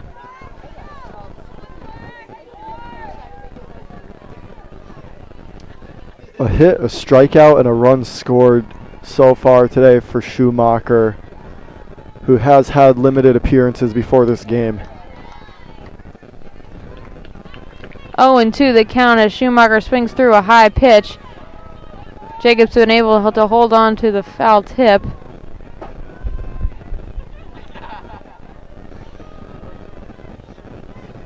And Doty able to get a swinging strike three from the left fielder Schumacher. So her second strikeout of this relief appearance. 2 of the 5 outs that she has gotten have been via the strikeout. That was a great curveball thrown by Doty to get that third strike, swinging on Schumacher. Burnham. Emma Burnham, the third basewoman, steps in for her third at-bat of the day. She has struck out once and singled in this game. Takes a pitch on the outside corner. 1-1 the count.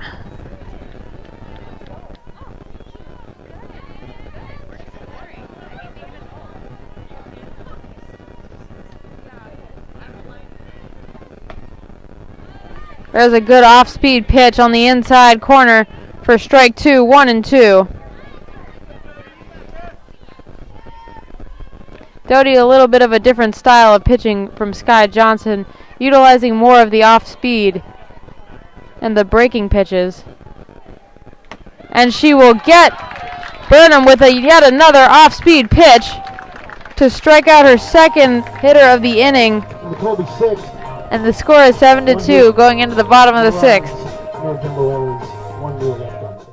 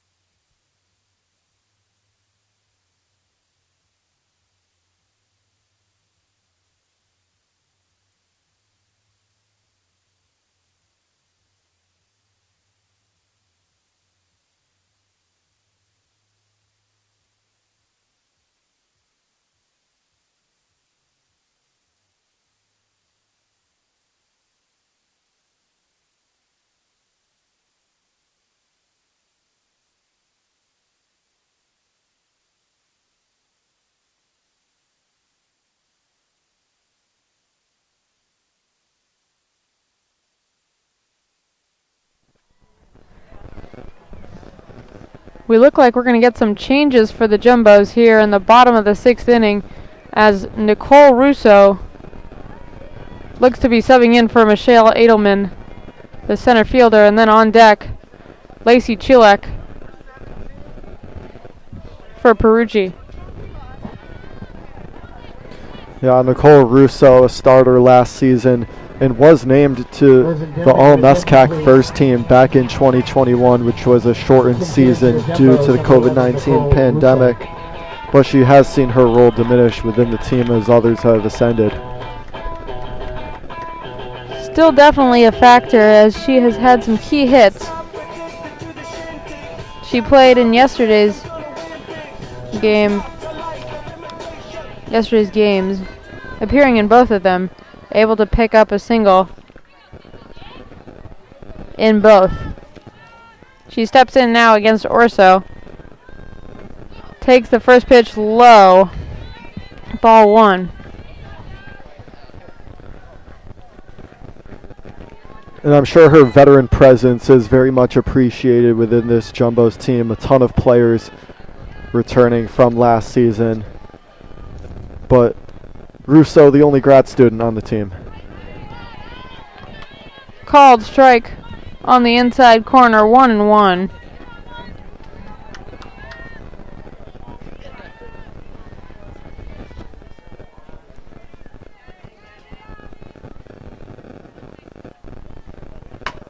Russo will ground that out to Forbes at the short.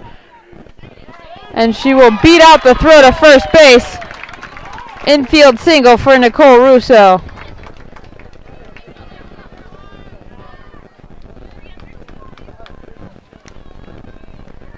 And now we see the second sub of this inning thus far.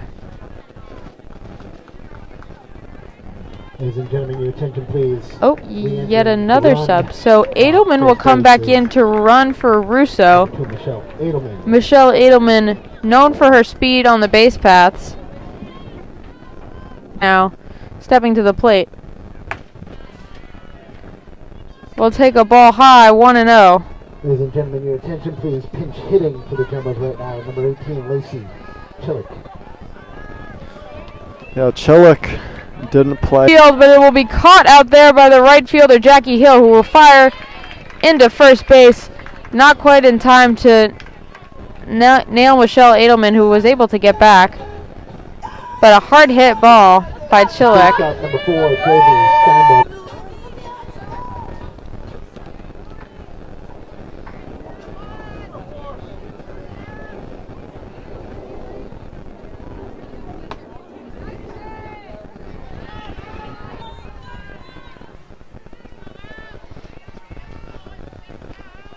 Edelman with some stolen bases yesterday has racked up a lot of them on the season. There she goes down to second base again.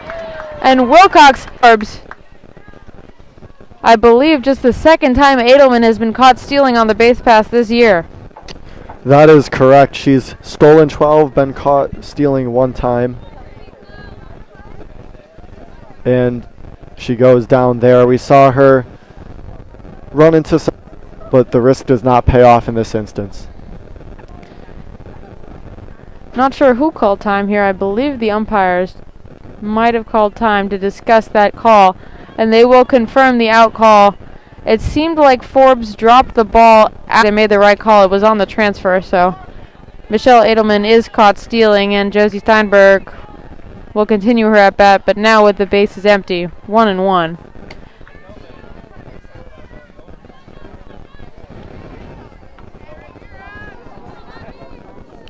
Steinberg is 2 for 3 on the day with a single and a triple. Takes strike 2. Good pitch on the outside corner. 2-2.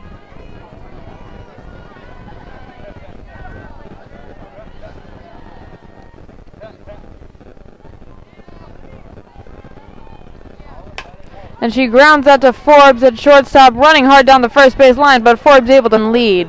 No Colby errors, no Jumbos left on base.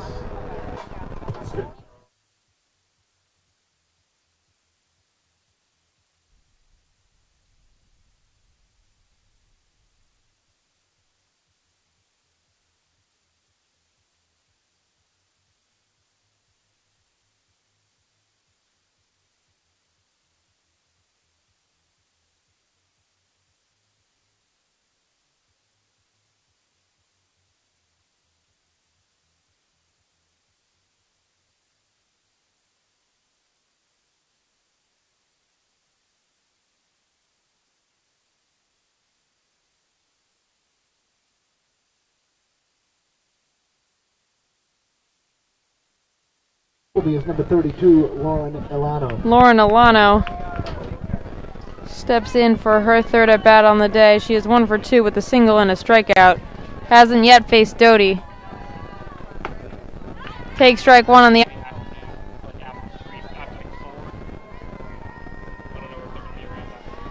Elano once again looking to slap hit. Shows bunt again and takes strike 2. Saw that happen in her last at bat where she didn't quite pull the. And she will strike out again, this time on a full swing. Doty gets her 4th strikeout. 3 consecutive strikeouts now for Doty. She will now face the top of the Mules lineup, and Brenna Forbes burns in a fastball there for strike 1. And you saw a little bit of a different approach against Elano, using some off-speed, using the fastball. There's off-speed, well framed by Emma Jacobson. 0-2, the count to Forbes.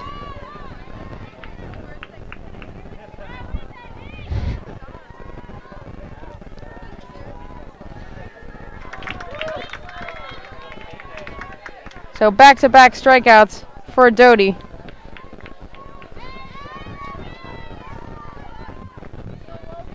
Now batting for Colby, number 13, Logan Luby. And Logan Luby will represent the final chance for.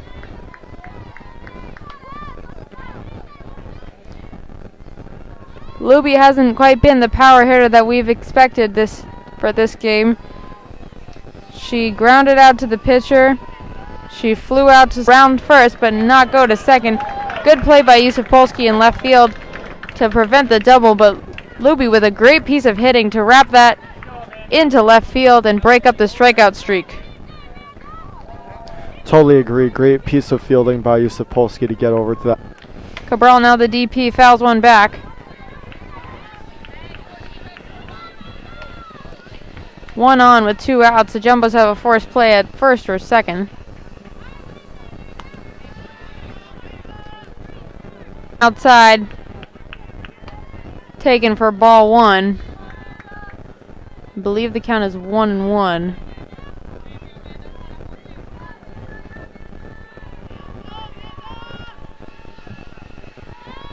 Netting, so 1-2. Mules down to their final strike.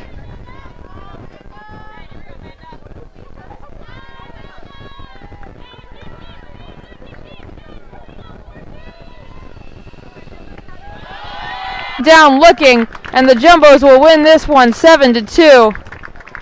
Great performance by both pitchers, Johnson and Doty, and the Jumbos win in dominant fashion. We will see you soon for the second game of this doubleheader right here on JumboCast.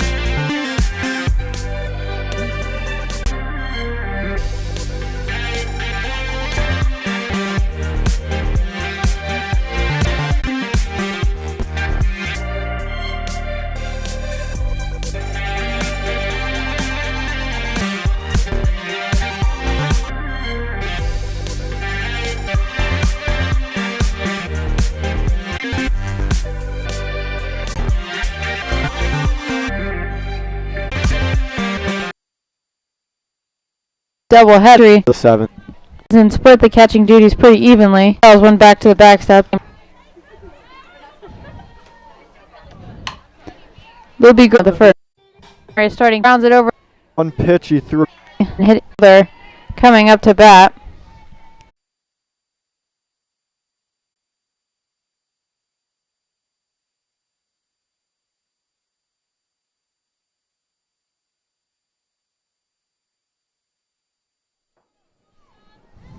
We open up the top of the second inning with Wilcox coming up to bat for the Mules, facing DeCoco, who sat down the first 3 hitters, 1, 2, 3.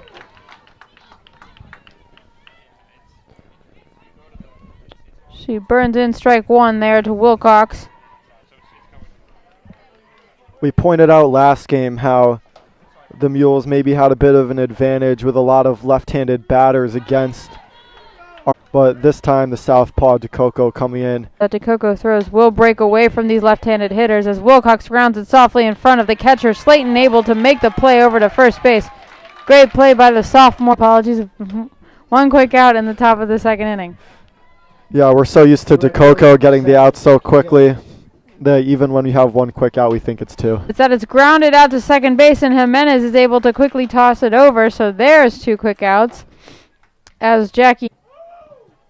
Center field, number 8. As we mentioned before, Alholm, no stranger to quick games, having that complete game shutout midweek against University of Southern Maine with only 56 pitches. DeCoco also working quickly here. Cassidy now the center fielder coming up to bat.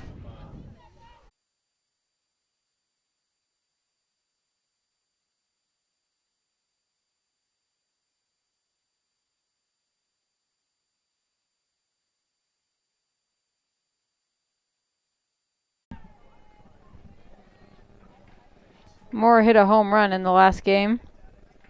Smacked it over that center field fence. Swings through an off-speed pitch there, 1-1.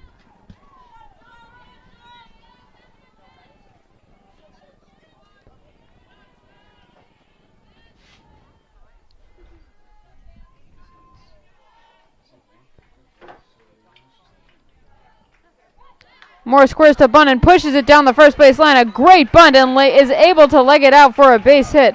So a really well-placed bunt, but there by Rachel Moore. Put it right between the pitcher and the first baseman, Luby, and then is able to leg it out for a single. Perfect execution by Rachel Moore on that bunt down the first base sideline. The Mules just didn't look prepared to field that one. And steps in, one of the few substitutions for this Jumbos lineup in the second game. Takes a ball low and outside, 1-0.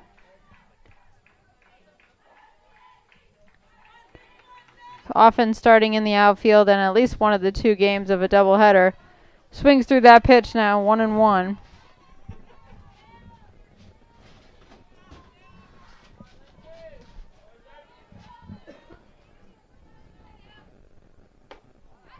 Jumbos have played 21 games.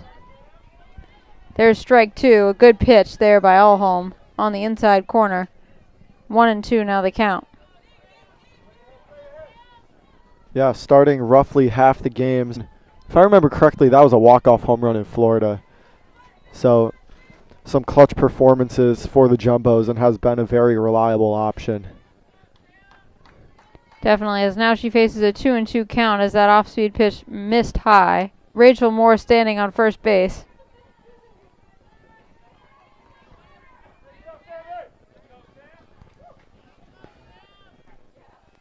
Alholm looks in for the sign from Wilcox. Nicole Russo.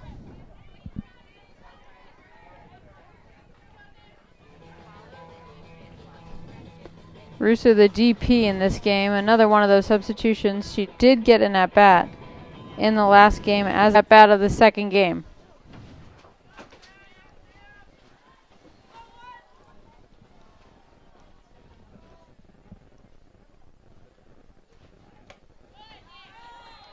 Ball taken high.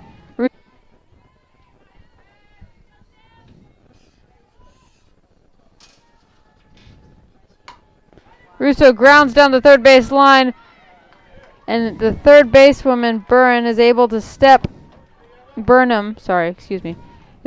on third to get the force out. So now there are runners on first and second still, but with one out.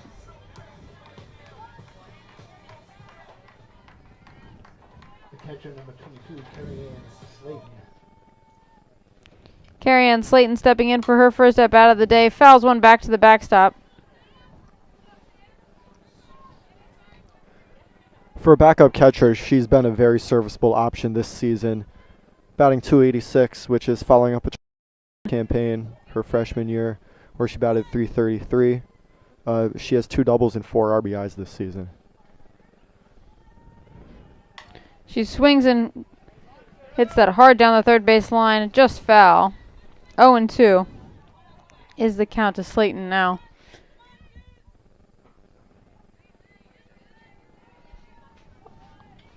Alholm is less of a strikeout pitcher than we saw in Orso, having just 24 strikeouts on the year compared to Orso's 47.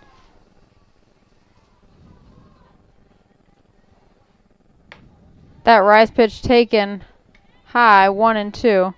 She's still dangerous though. Sam Alholm.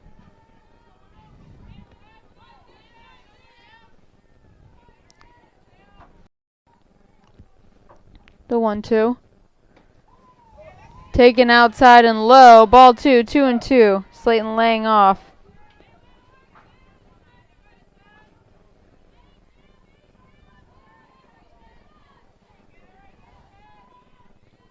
Sam Alholm has a walks and hits per inning pitch of 1.27. And that pitch is grounded back to Alholm, whose only play is to first base. She will throw over to get Slayton. So the runners will advance, and now there are second and third with 2 outs for the left fielder, Kat Yusuf-Polsky. Slayton does her job in moving the runners over, and now the Jumbos have 2. Is now Yusuf-Polsky stands at the plate with 2 outs and runners on second and third.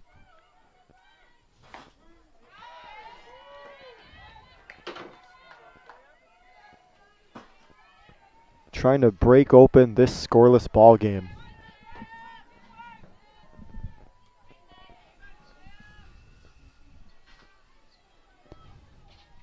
The pitch from Alholm.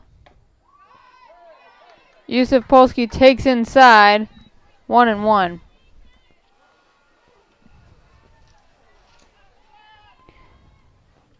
Also looking to build on that. She grounds it to the third baseman, who fires over to first. Good play after the bobble by Burnham to get the out. And Colby is able to escape the inning with no runs allowed. So a great job by...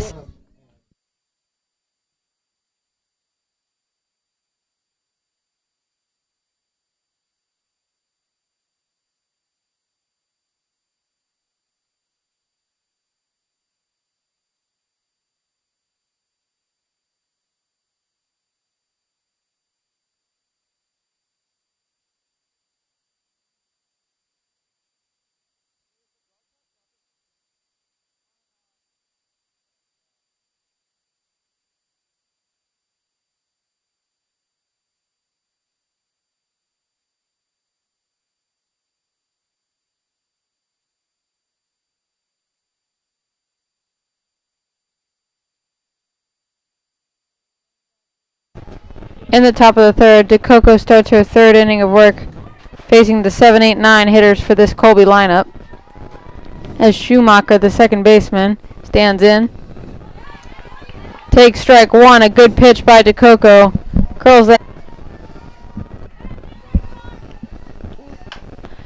Schumacher swings and hits it to Moore, who fires over to first base. Good play over there by Rachel Moore. 5-3 put out. Makes it 1 out in the top of the third inning. 5 of them have been via the ground out. So a quick third inning so far for DeCoco. Burnham grounds that one foul. All still scoreless, however, in Medford.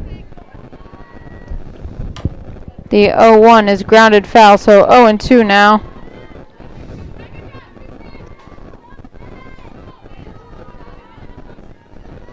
Burnham, the third basewoman, has made a couple from scoring. Here's the 0-2. She grounds it down the third base line to Moore, who bobbles it, fires over. Great play over there by Rachel Moore to pick up the ball and fire over with a long throw across the diamond in time to get Burnham. So another 5-3 putout makes it 2 out. Firing over to first base. Only a bullet of a throw like that could have beaten the runner at that point after the bobble, so kudos to Moore.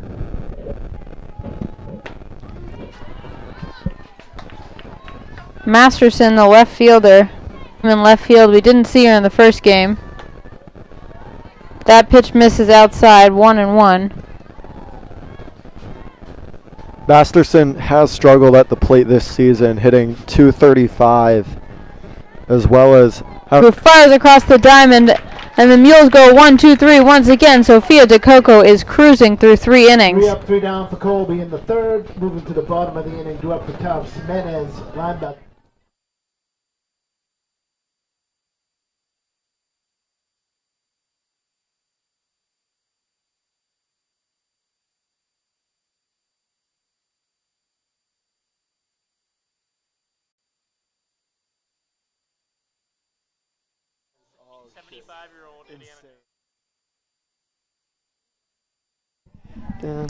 Jimenez leading off the bottom of the third, lines it hard to Forbes, hustling down the line. Good pick over there by Luby to nail Jimenez.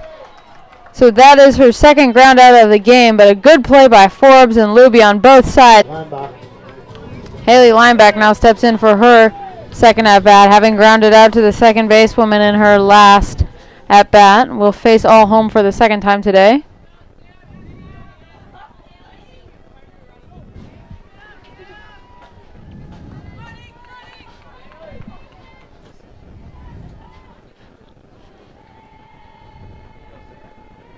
All homes 0-1. High and outside, 1-1.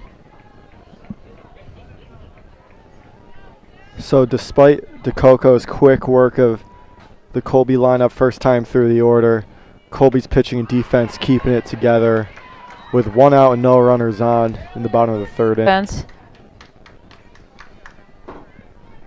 As the 2-hitter. Swings and grounds that hard foul. Good job by Lineback just to get her hands to that. That ball count.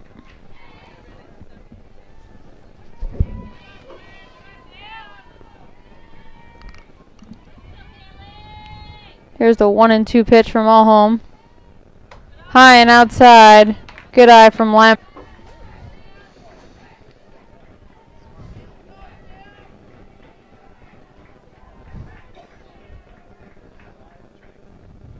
She swings and grounds it softly to the right side. Schumacher able to make the easy play. Top of the order so far, going down quietly for the Jumbos. That was the case in the first inning as well. Perucci, however, the only one of that top, takes the first pitch for a strike here on the inside corner of the plate.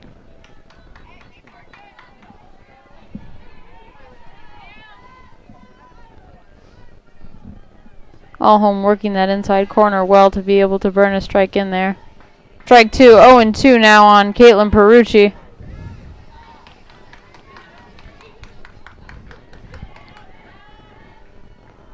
All home gets a sign from Wilcox. That one.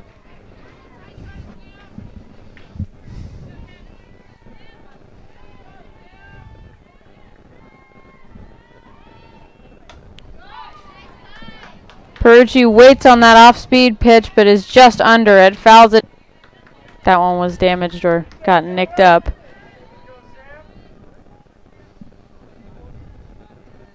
Perucci will stand back in now with a 1-2 count. And been high and outside or high every time she's thrown it. Now Perucci's got 2-2 with 2 outs.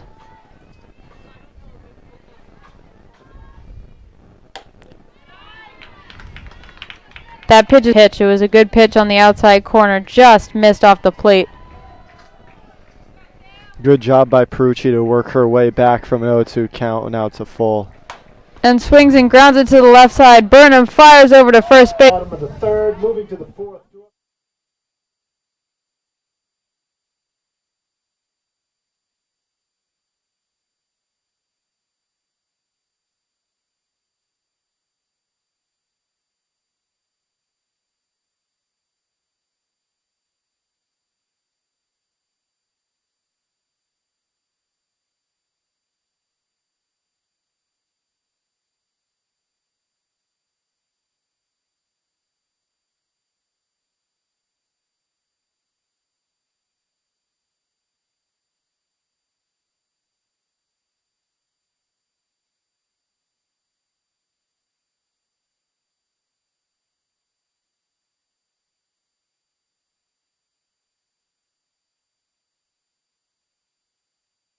Fourth inning of work, facing the top of the Mules order with Brenna Forbes, the shortstop, leading it off.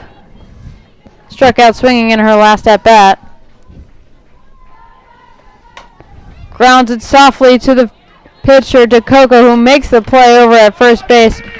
Eaten up by the pitcher and just tossed quite easily over to first base for the first out of the inning. One pitch, one out for DeCoco.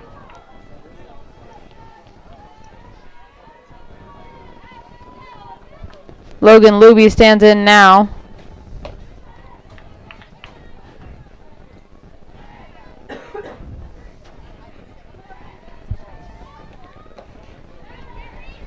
Outside and in the dirt, 1-1 to Luby. The right fielder Perucci in her last at bat.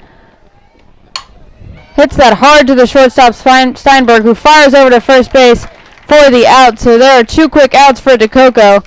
As although that was hard hit, it was right at the shortstop. Only one ball being hit hard to right field. That is pretty characteristic of when DeCoco is having a good game, inducing a lot of ground balls and so.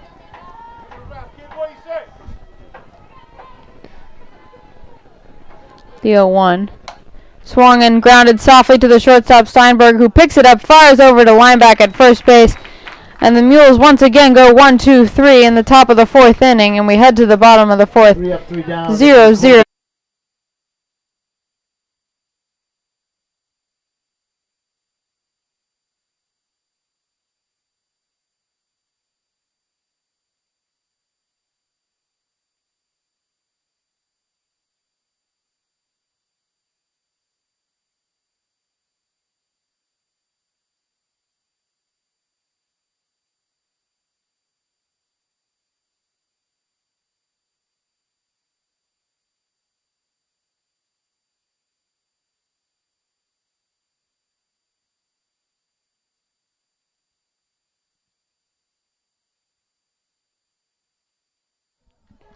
Allhome comes back out for her fourth inning of a defensive change for the Mules.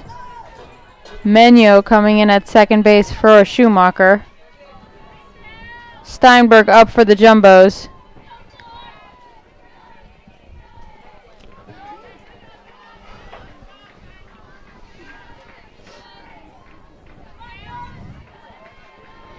Allhome in this game has been finding a lot of inside strikes looking.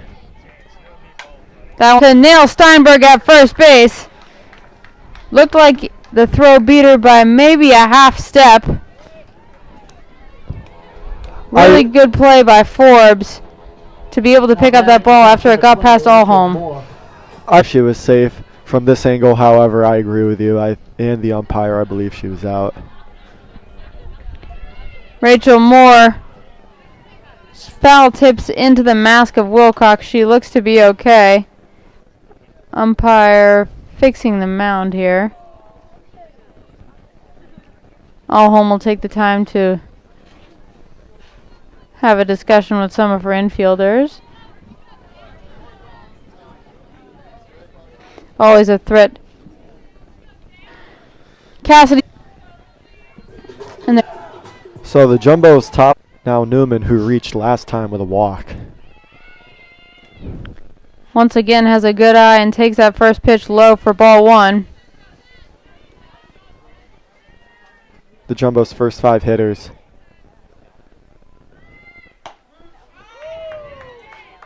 Takes that one outside for a called strike, 1-1. Good pitch on the outside corner by Allhome. Off speed, taken for strike 2. Looked like Newman froze a little bit there, fooled by the off-speed pitch. And now the count is 1-2 with 2 outs in the bottom of the 4th. Good job laying off by Newman. 2-2.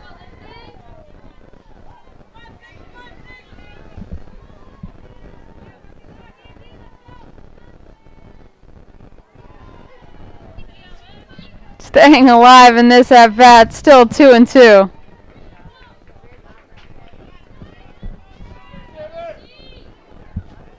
Lindsay Newman has proved herself to be a tough out both times, making Allhome work. The 2-2 pitch on the way.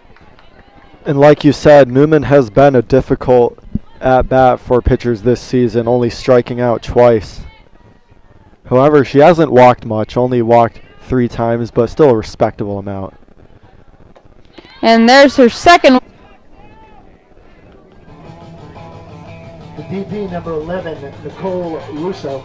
Nicole Russo steps to the plate now for her second at-bat, having grounded into a fielder's choice her last time up.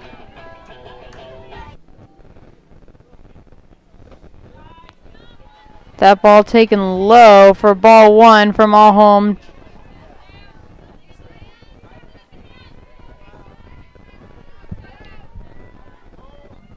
One is grounded foul.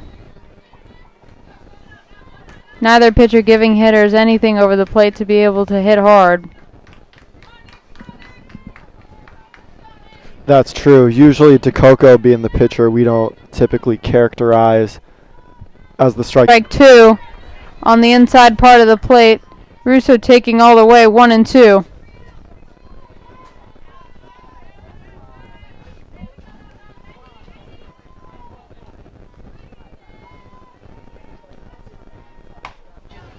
And hooked it way down the third base line. Definitely fortunate to be able to get a bat on that ball. She was a little bit early on that. So Allhome will go back to her 1-2 pitch here to try and over the head of the right fielder Hill, up against the wall. Runners will go to second and third and be held there.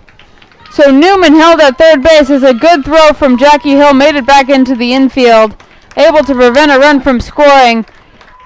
But there's the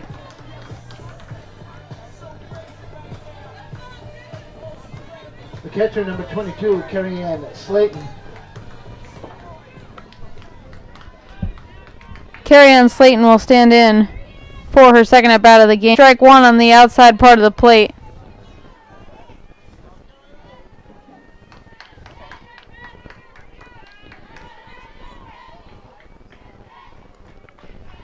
Oh, and 1. Here's the pitch. Slayton popped by the catcher. Russo's going to try and score. The flip from Wilcox to the pitcher, Allhome. Gets past Allhome. She's not able to tag Russo. It looked like it would have been in time, but Allhome dropped the ball. They fire down to second to try and get Slayton, but she's in there safely, so 2 runs will score by Slayton, and then an error on the throw into the infield by the right fielder allows another run to score.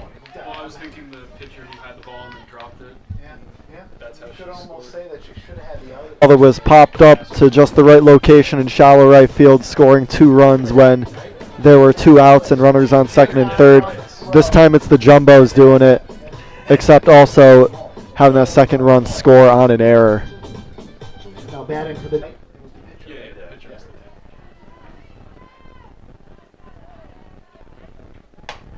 Yusupolsky grounds that out to Forbes at shortstop, who's able to fire across, but a little bit too little, too late for the Mules as they give up 2 runs.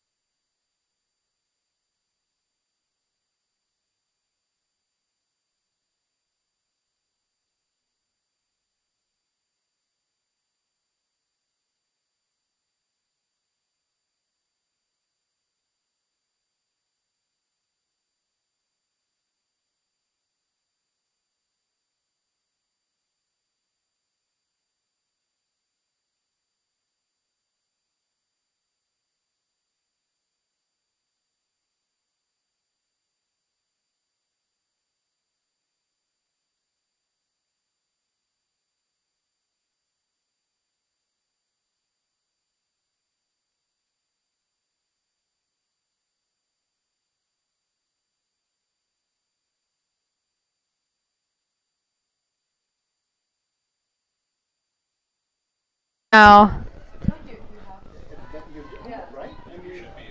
for her second at bat, she will swing and ground it down the first base line to linebacker will just step on first base for the first out. So 1 pitch, 1 out for DeCoco. DeCoco now with a lead to work with. And now Jackie Hill will stand in, swinging through that first pitch. We've seen those breaking pitches for DeCoco breaking away from these left-handed hitters. Ground out to the second basewoman in the last at-bat she had. Swings through to second pitch, now 0-2.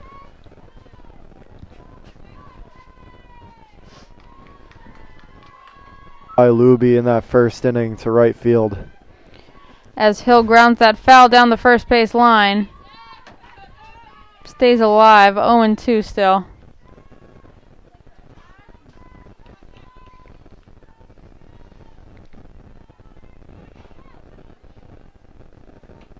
Second of the day.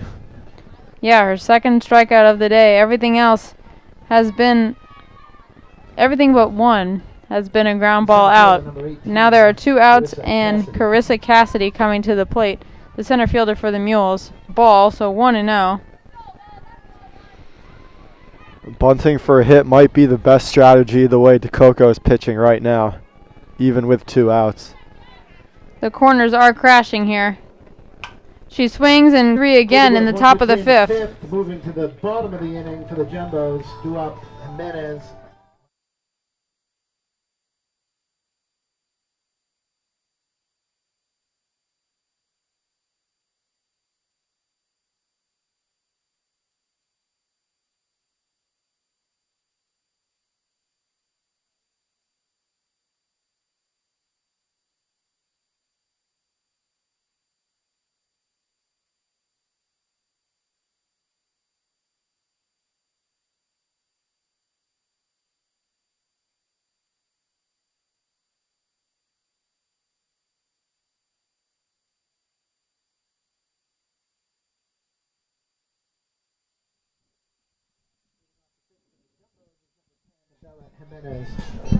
Bella Jimenez leading off the bottom of the 5th for the Jumbos.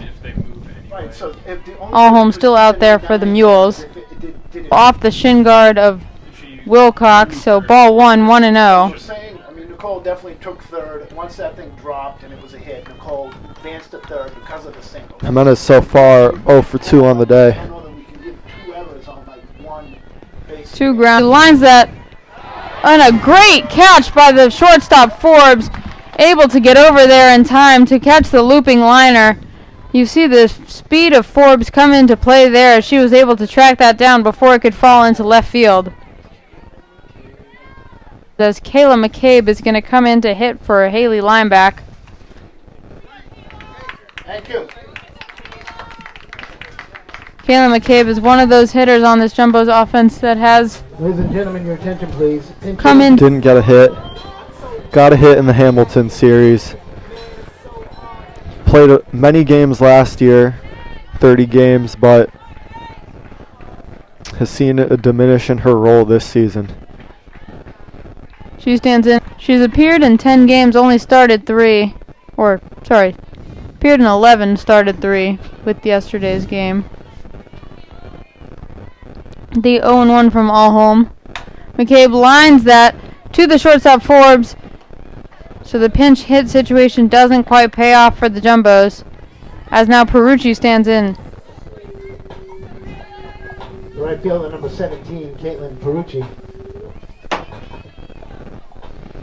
Perucci is 1 for 2 on the strike taken on the outside corner. Good pitch from Allhome. 0-1.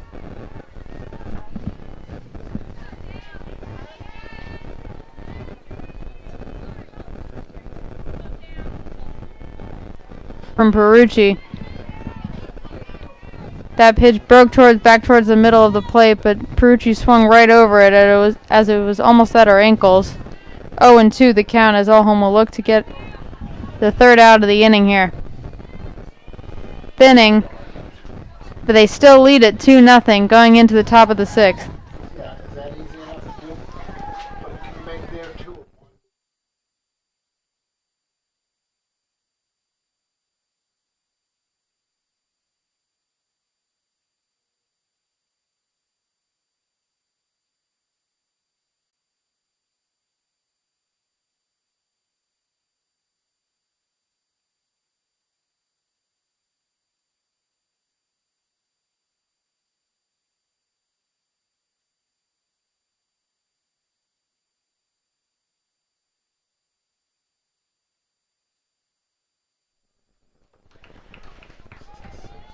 DeCoco back out in the menu now with her first at bat. Swings through the first pitch, 0-1. We saw her replace Schumacher at second base. Her first time facing DeCoco in this. And the Mules get their first base runner of the day against DeCoco. So a good piece of hitting to take that one right back up the middle for the Mules. Now Menyo stands on first base with nobody out in the top of the 6th inning. Now, that pitch gets away from Slayton, who will not throw down. The pitch was low and bounced off the shin guard of catcher Carrie-Ann Slayton. Just wasn't able to get to it in time to fire down to second base. So there will be a runner. 1-0 the count to Burnham, the third baseman.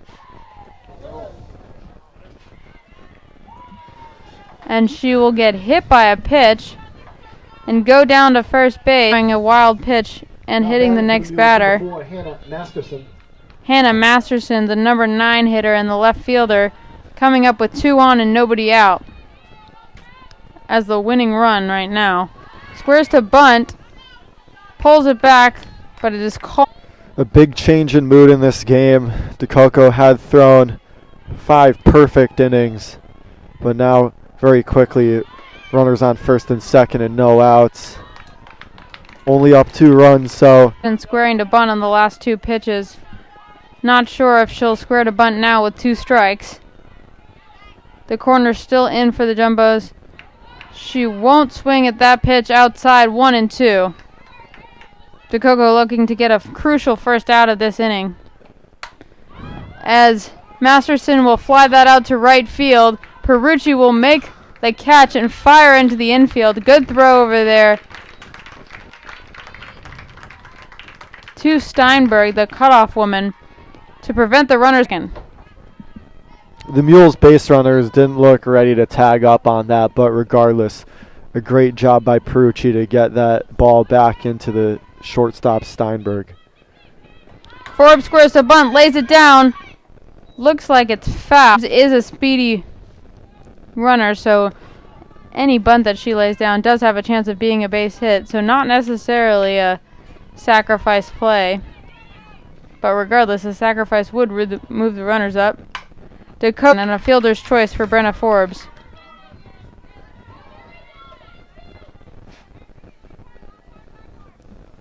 Now batting for Colby, number 13, Logan Luby. Now Logan Luby up with 2 runs.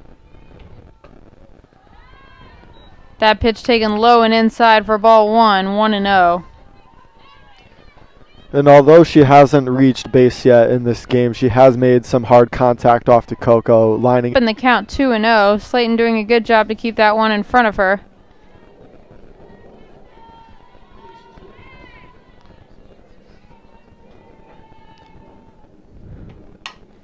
She grounds that foul down the third base line for the first strike of the at-bat. So the count is now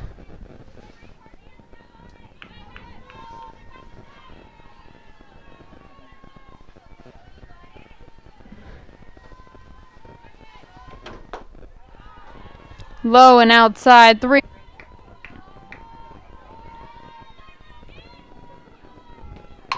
She will ground that foul again, just foul down the third base line.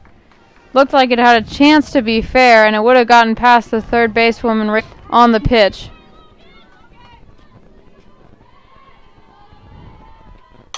She grounds it softly to Steinberg, fires over to first base for the out, and the Jumbos and Sophia DeCoco get out of the inning without any runs allowed. The score is still 2-0 Jumbos going into the bottom of the 6th.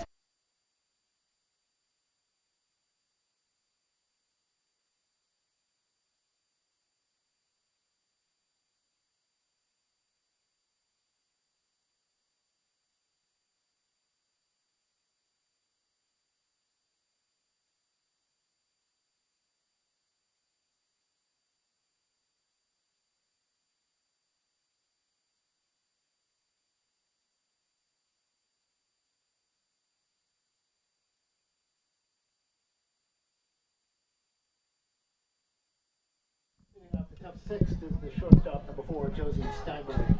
Josie Steinberg. Having pitched a pretty good game here. Burns one in there for strike 1 to Steinberg.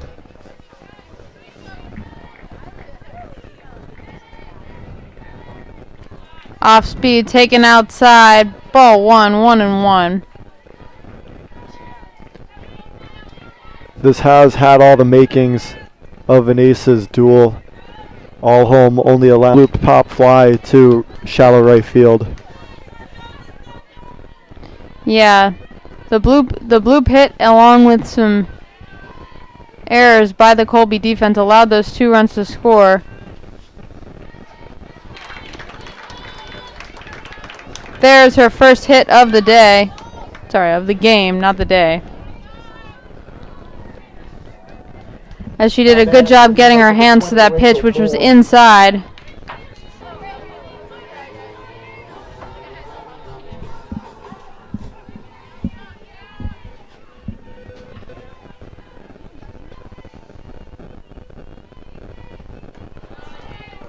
She takes ball 1 low.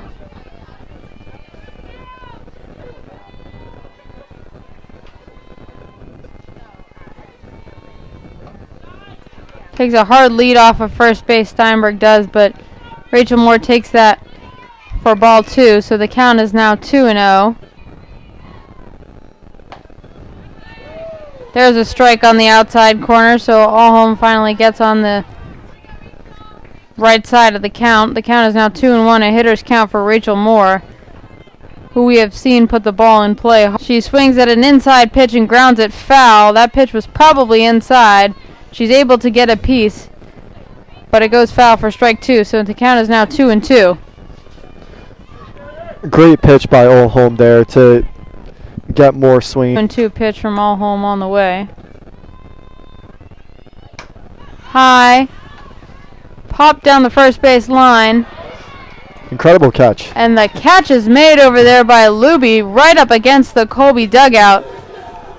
And that's definitely one of the more difficult catches I've seen made today. Luby just sizing up that net or dugout. I couldn't quite see which she was up against when she made that catch, but the ball was very high in the air and she just found that. She has walked in her last 2 at-bats in this game.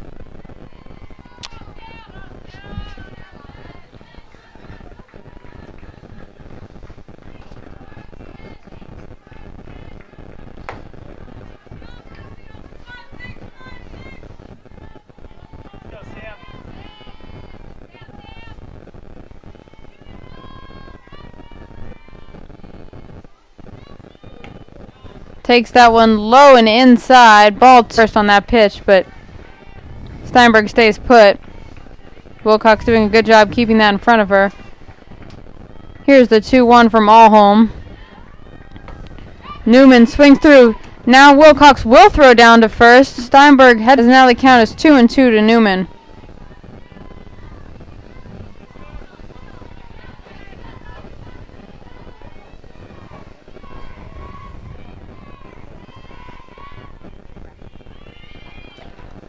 Two with 1 out and a runner on first. Steinberg definitely attracting the attention of Wilcox over there at first base. Third time today. Keep in mind, Newman entered this game with only 3 walks on the season, so now she doubles that total very impressively with her 3rd walk of the game here. Now 2 runners on and 1 out for Nicole Russo as teammate shows that much plate discipline in a game and shows that you can walk 3 times. It's got to inspire confidence in the rest of this lineup to be able to wait for their pitch. Absolutely. Russo grounds it down the third base line. Foul, says the home plate umpire. Third base umpire on to Nicole Russo. Yeah, I was a bit worried there with the third base umpire not making a visible call on that, but the home plate umpire making the correct call. The 0-1 to Russo.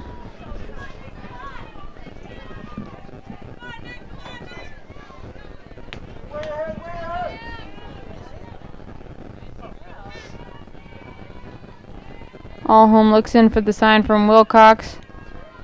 Here comes the 0-2 pitch. We've seen Allhome miss high with a couple of those pitches, and Jumbo's hitters just have not been swinging at them. The 1-2. Taken.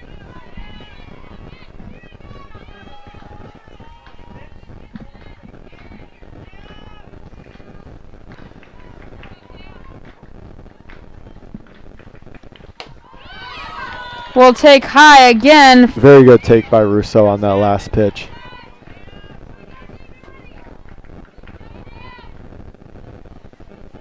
The full count pitch from Allhome.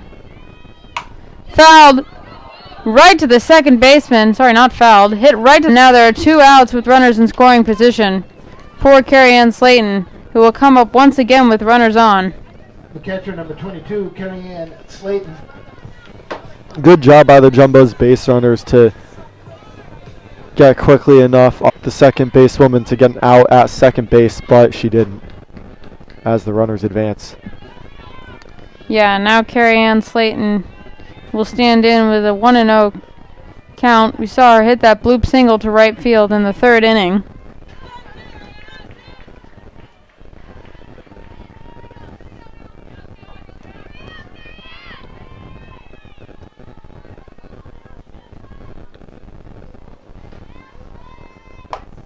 Takes that one outside. Jumbo's making Allhome work a little bit harder in this inning. Throw more pitches, waiting for that pitch to hit. She gets it here, but grounds it down the first base line right to Luby, who will step on first to pitch the top of the 7th inning to try and close out this game. 6 runs, 1 hit, no Colby.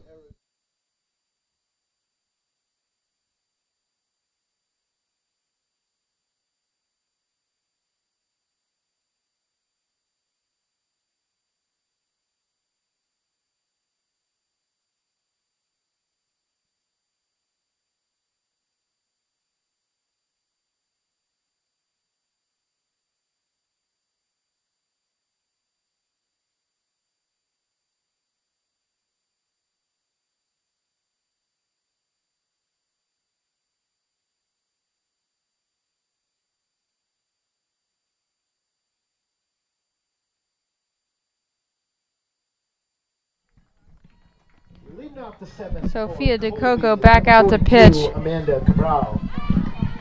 for the top of the 7th, facing the 3rd hitter in this Colby lineup, Amanda Cabral in the DP.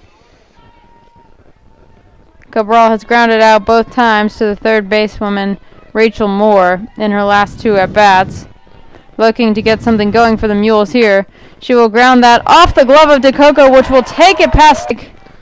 Steinberg might have had a chance at that play had DeCoco not tipped it past her.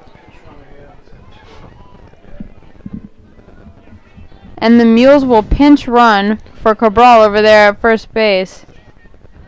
The hit or error. Yesterday, there was a hit that DeCoco allowed that also went off her glove. That one was ruled a hit. We'll see here. The tip definitely costly. And Guin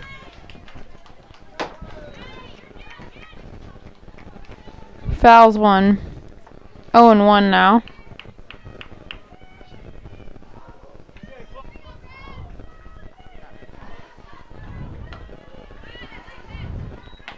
That one misses outside. 1-1.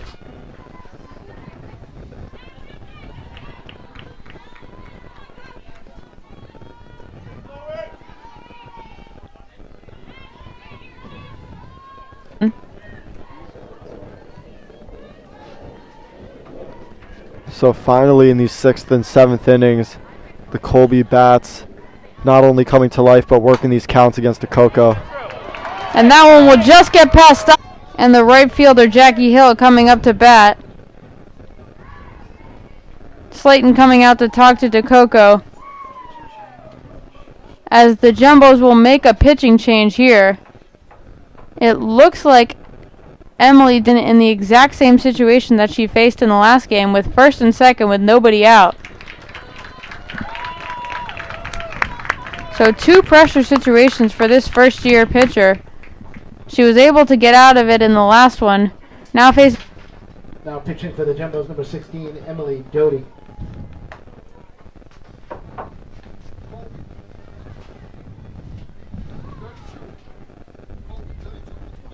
Thank you. And once again, as Alano is going to take her spot at first base. Played second base in the last game. Likely has more speed than the catcher in Wilcox. So now the Mules have speed on the base paths and 2 runners on as the right fielder Hill.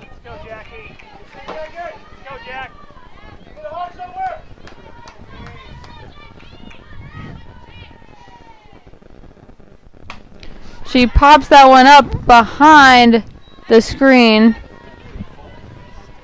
Barely get a double play in softball. I'm thinking it's very unlikely. You make this pitching change because you want the strikeout. You need like a line out.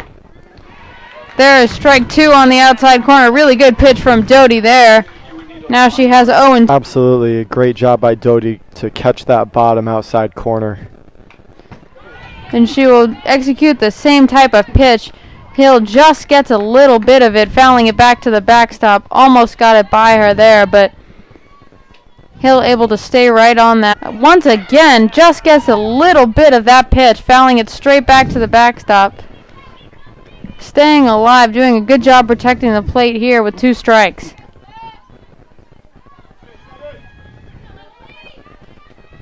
If you're Doty, you might look to use a different pitch here. Been just under these last 3 pitches, staying alive in the at-bat, making Doty work on a tired arm, having pitched yesterday and some of the last game. Maybe a bit of concern if you're Doty not being able to strike out Jackie Hill. Jackie Hill has struck out quite a bit despite her high batting average of .358. She has struck out 9 times entering the series, but goes down there for the 10th. She weighed the ability of a hard hit ball to any of the infielders to turn a double play to get out of this game. It's a possibility, but I don't think it's an incredibly likely one considering how short the base paths are in softball. Good pitch there by Doty on having Carissa Cassidy, the center fielder. I'm not sure that double play is super likely here. She squares to bunt, pulls it back, but it's called for a strike anyway, so 0-2 again. That one just misses outside, 1-2. Cassidy not biting on the outside pitch.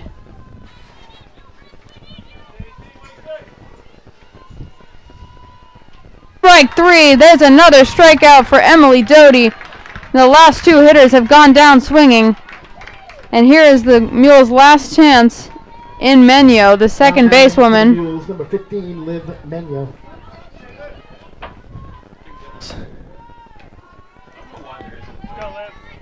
Takes a ball low. Emily Doty with a chance to be a hero in 2 straight games. Doty falling behind a hitter for the first time in this appearance.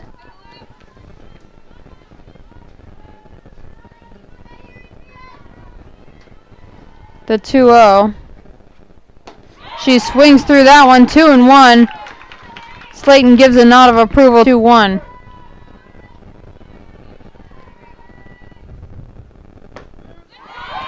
That one on the inside corner, strike 2, 2-2 now with 2 outs. And the Mules are down to their final strike in this one. Pops that one up, and it will get over the screen. Slayton was looking to try and be able to field that, but it just goes out of play. Not able to get there, obviously. And Menyo stays alive in the at-bats. Once again, popped into the screen. Menyo doing a good job protecting, choking up on that bat, staying alive. She will swing, grounded back to Doty, who will fire over to first base to get the out. And Doty gets out of the inning and once again gets the save for the Jumbos and they will win this doubleheader. The second game of the doubleheader, 2-0 and shutout overall in the season. Colby, no runs, 3 hits. They made it. You've been watching JumboCast. I'm Ariel Weinstein. My co-commentator has been Ethan Grubelich, Jared Cohen on camera for both games, and Jordan Burke was the